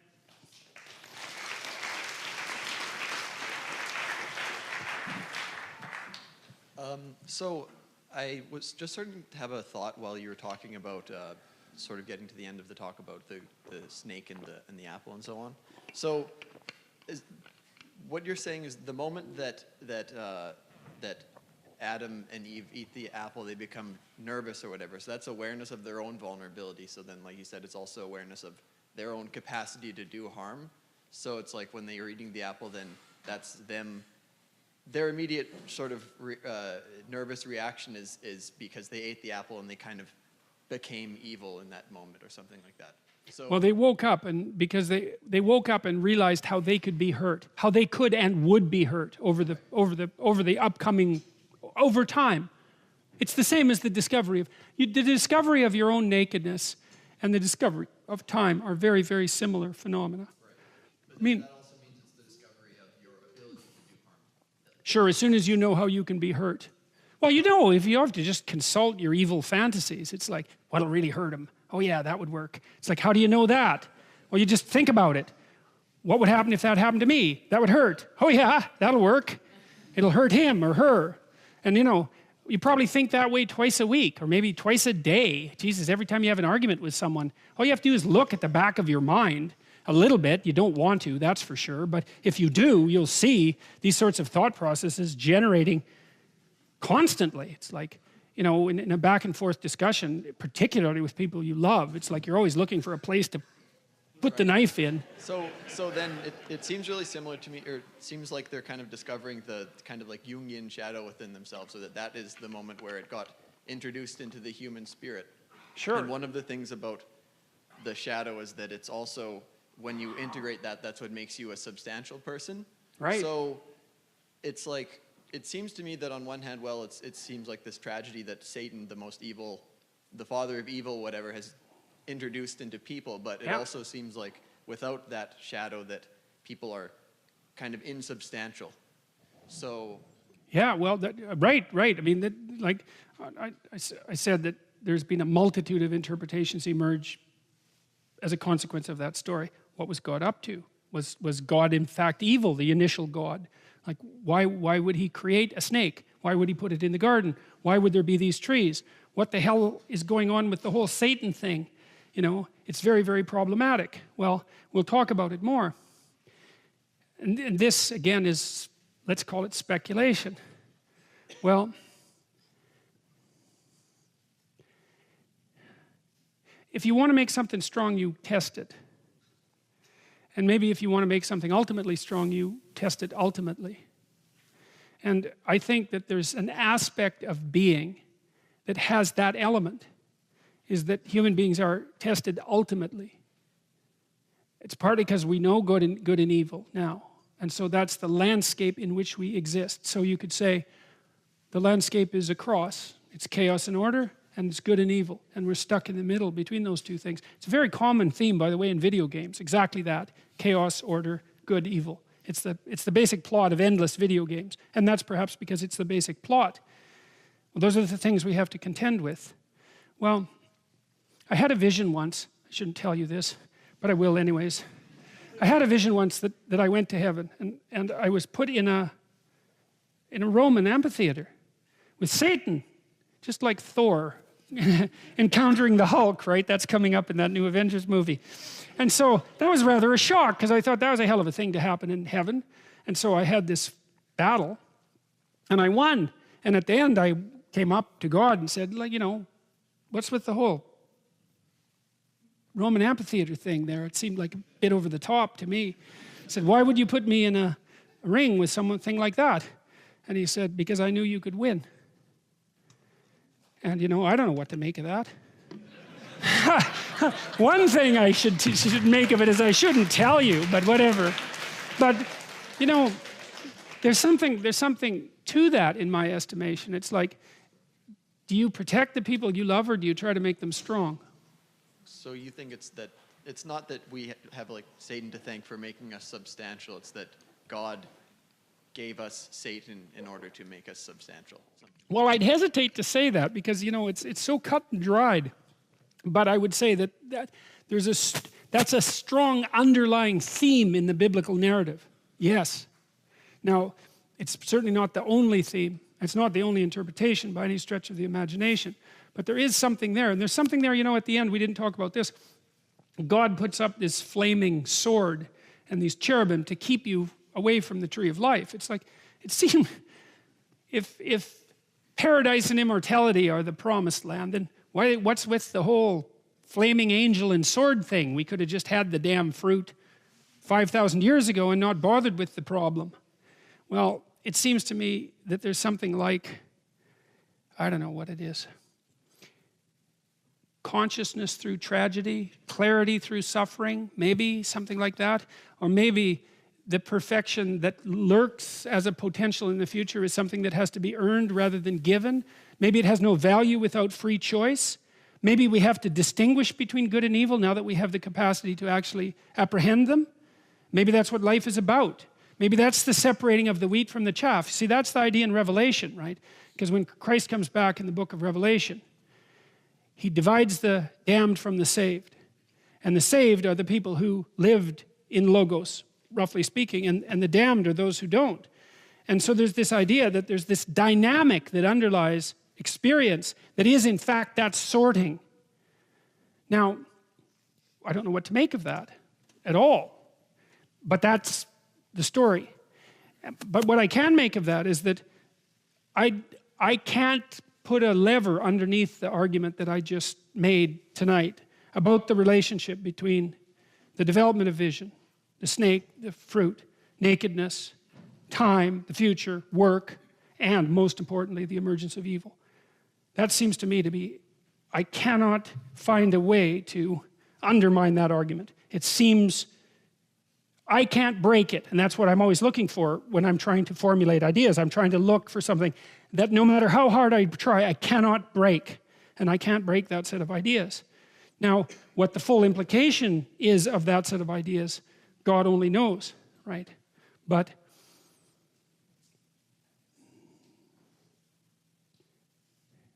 I could say also practically, you know, one of the things that I've observed is that lies and deception destroy people's lives. And when they start telling the truth and acting it out, things get a lot better. Got to stop.